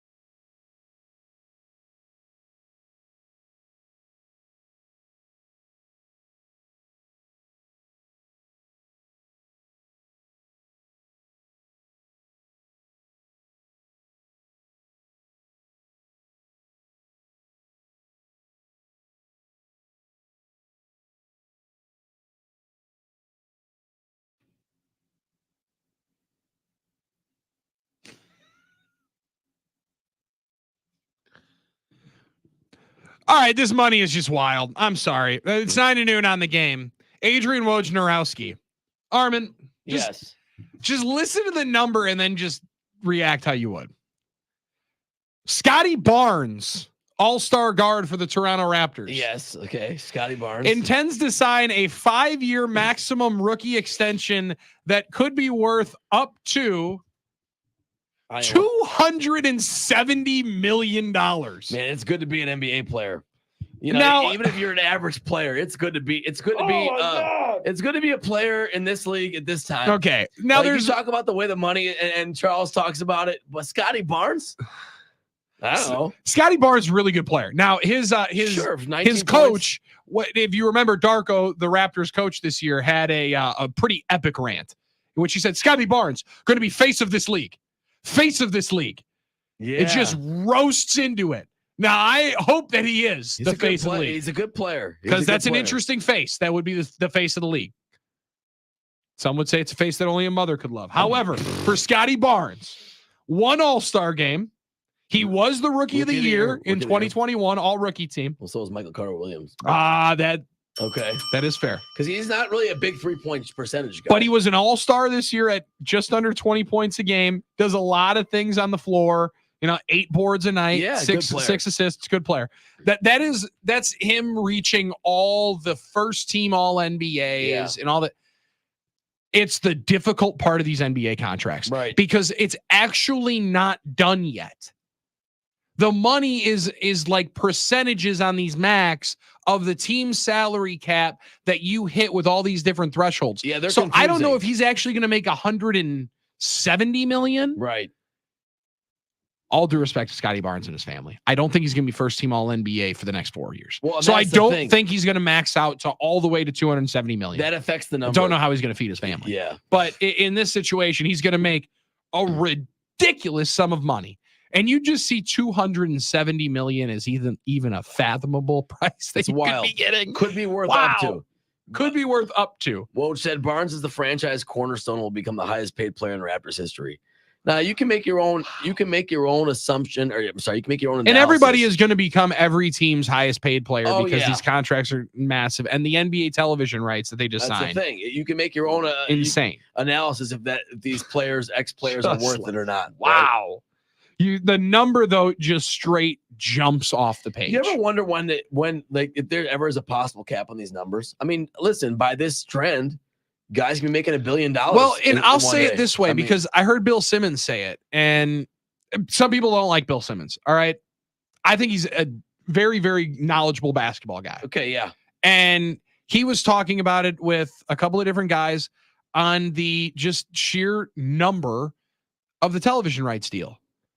And I had heard from some people that really study that kind of stuff, Armin. I was assuming it was maybe going to go yeah. right where it had been.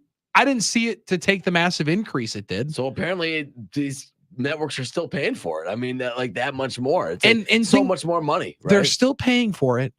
And while people are continually complaining that the product is Right. oversaturated. well, that's what's amazing about it. That's so what's amazing about but the market seems to dictate that they want it. but the market's only Yeah. going up. Yeah, it's only going up. And NBC's paying $2.5 billion to not have the finals. so this is to me more about viewing habits of American and international And what's valuable? television things. What's valuable is What's valuable? live sports. It's live sports, and that's Because and technology there is changed. such a massive drop off after. Because technology's changed so much that there's no more appointment viewing ever, except for live events like live Wow. sports.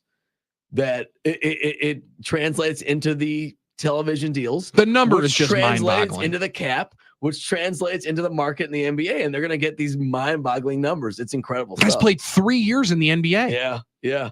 Now I don't. Will he continue this trajectory and become the face of the NBA, face of league? I'm not really sure, Dude. You know? That rant by I am not even going to try to pronounce his last name, but He's the coach of the Raptors. the right? coach of the Raptors. I let's believe see his if first name's Darko. It was one of the best rants where he said, all we want is a fair game. All right. I remember If that. we don't get one, Yeah. if we're not going to get one, let us know and we won't show up. Because what happened right there was a travesty. And I mean, he was so intense with it that I got fired. It was awesome. Let's go. Come on, Darko. Here you go. Come on now. Outrageous. Outrageous. Shame. This is shame. Why does he sound like every Armenian uncle that anyone's ever had? He just does. Ow.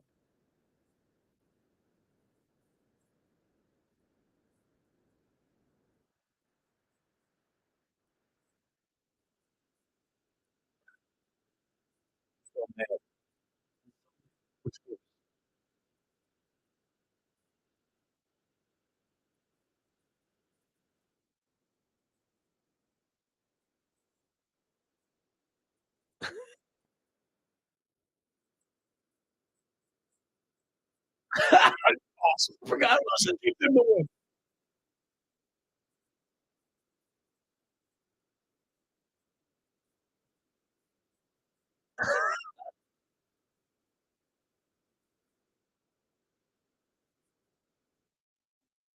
Oh That's my awesome, gosh. dude. I forgot how hard he went off. He goes Face so of league, hard. Travesty. This is ridiculous. A lot of good stuff. This is shame. Yeah, it was just his eyes were just so mad. This is shame. Yeah, this It's is so shame. good, dude. It's Armin, one of the. this is shame, Armin. This is shame. It's one of the. It's one of the better rants that we've Man, gotten. wow. And also, you know why it goes it launches even higher up, Armin?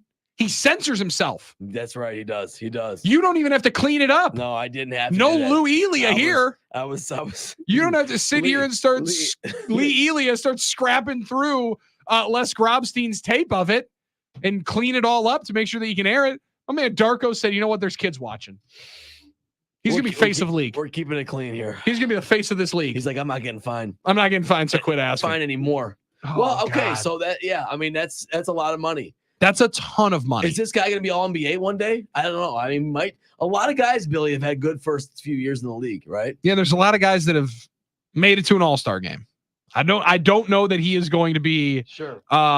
continuing at that pace. But if he does, hey, Darko's gonna be backing him up. News of the day here today, as if you are just getting into your car, just hanging out with us, heading out to lunch, the Green Bay Packers, way back at 9:00, we got the breaking news that I will again rub it in to Mike Heller's face. He's gonna be joining us from a gorgeous location, on location Mike Heller show today. Shocker there. That we were the breaking news show. Ed Policy in 2025 will be the new president and CEO of the Green Bay Packers. Team announced that today. He will take over for Mark Murphy, who will retire in July of 2025. Ed Policy has been with the Green Bay Packers for 12 seasons now. If you remember that name, it's because his father was a legendary member of the front office with the San Francisco 49ers Current policy. in the 90s. So Ed Policy will take over as the head man in Green Bay, and that is the news still of this gorgeous Monday. All right, there's Armin Sarian. I'm Billy Schmid. It's 9 to noon. We'll round third. We'll head for home, and we will try somehow to find a take of the day on this talking text line, because you guys have brought your A game today on the NicolaLaw.com talking text line. It's 9 to noon on the game. Hey guys, Billy Schmid, and one final night for the NHL Pick'em game at Underdog Fantasy. Luckily, the MLB season is right in the heart of it, and you can always be getting in on the action because millions of fans are making money making picks on Underdog Fantasy. Just download the app today. I've been telling you about it for a while, and try out their Pick'em game. It's so much fun. Pick between 2 to 8 of your favorite players. Now, that's baseball favorite players. And also go 2 to 8 of your favorite NHL players for tonight. Just select higher or lower on stats. In baseball, like strikeouts, hits, singles, doubles, shots on goal in the NHL, saves as well. And if your picks hit, you can win real money right from your couch, thanks to the Underdog Fantasy app. I actually was introduced to the Underdog Fantasy app by my brother-in-laws, and they were huge fans. And then the whole family was getting involved because the app is so easy to use. And the best part is, you know how your picks are doing all night long. Download the mobile app today, or go to UnderdogFantasy.com. Sign up with promo code Billy, and Underdog will give you a mystery special pick to use on your first pick'em entry and a deposit offer. That's Underdog Fantasy, promo code Billy, to claim your new customer special of a mystery player pick and a deposit offer. Must be 18 plus and present in a state where Underdog Fantasy operates. Terms apply. Concerned with your play? Call 1-800-GAMBLER or visit www.ncpgambling.org.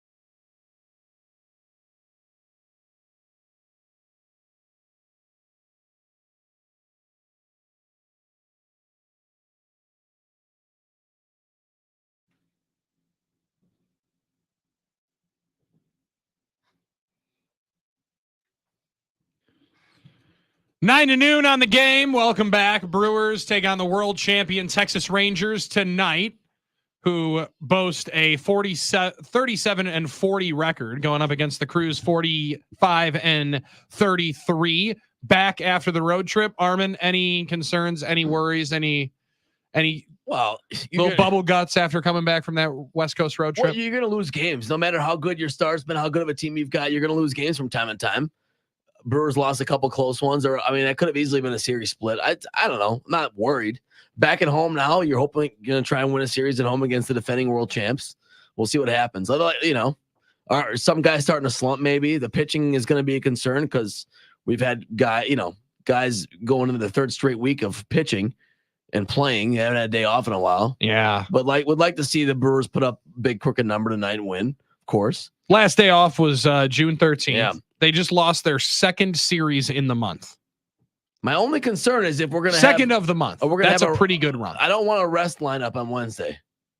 I want us to. Because you saw a Sunday, little bit of a Sunday lineup yesterday. Not on Nooner Day, Pat. This is Game 7. Okay, I've been talking about how we don't lose on Nooner Day. We cannot lose. This is Game 7 right, going Pat, into an off day in the middle of June. I want you to do what it takes to get everyone ready for that game. So manage it how you feel you should, as long as you recognize the importance of Wednesday. All right, Pat. Luckily the Brewers got their stopper on the mound on Wednesday.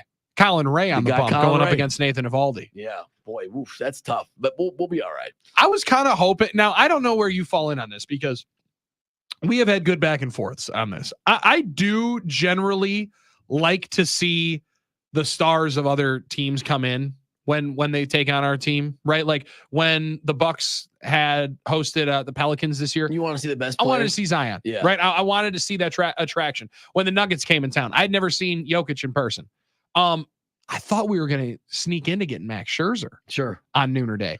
His was delayed. His return was just delayed a day or two. He comes in yesterday. By the way, just retires the first 13 guys. Maybe one of our last chances. Back surgery at 40 years old. Yeah, like one of our last chances to see him maybe too is the other factor. So that would have been cool to see him. I understand that. Yeah, but from the competitive standpoint, it's better for the Brewers. Sure, you want to win the games. Scherzer. Yeah, that's so that's a difficult balancing act when it's like this. Right. So your best chance to win is when their best players aren't playing. So maybe the more importantly, best chance to win maybe for the Brewers is when Colin Ray is on the bump. Freddie Peralta goes tonight against Michael Lorenzen. Let's get it started, Freddie. Let's 7-10 start. And then also the Cubbies in town coming up this weekend.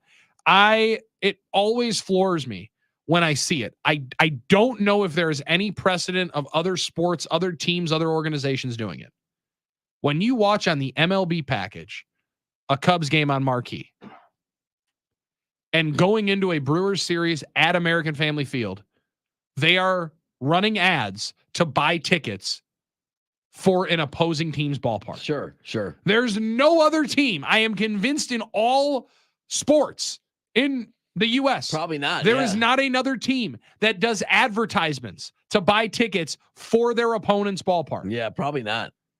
It's a crazy thing, isn't it? It's well, you can't. Some would say it's a slap in the face. You can't watch. Well, you can't watch at the rooftop anymore. You're not going to be able to soon. Yeah, so they're like, listen, we're suing you. So we're suing you guys, but go and buy tickets for the Brewers. They literally have it hyperlinked down there, MLB.com/Brewers/tickets on the Cubs broadcast. What's the advantage for the Cubs? Hey, we'll take your money though. We appreciate it. Yeah, I mean, I don't understand. We'll take your money. What's the advantage for the Cubs to do that besides getting more fans in the building? Just getting a bunch of drunk people they need from to win Naperville coming up here because they need to win a game. Well, they desperately do. Yeah, I mean, that's what it is. Because they keep sliding down the back of the dinosaur, and we are big fans of it. All right, our time is up for today. Championship Monday. Going to be a fun one. Who you got, Florida or Edmonton? I'm taking Edmonton. That's what I want them to win. By the way, that was that rant by Darko Rajakovic. I don't know how to pronounce it. Is real. A lot of people. Yeah, it is real. A lot of people asked me spectacular. During the break, was that fake? Was that, my dad goes, was that AI? No, that was real. You see what I'm saying, Billy, about AI? It's insane. Now they got everybody wondering.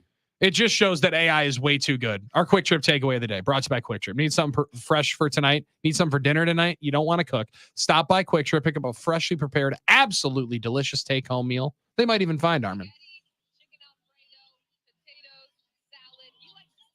And there's no That's AI. our takeaway. There's no AI at Quick Trip when you go up there. No There's AI at Quick Trip. Automated tellers at Quick Trip. They're not here to people. mess with you. They're people. Yeah, they're human beings. They're good human beings, like all of you on the NicoletLaw.com talking text line. Thanks for hanging out with Armin Sari and myself, Billy Schmidt. John Kuhn rejoins us coming up tomorrow. We hand it off to the Mike Heller Show right after this.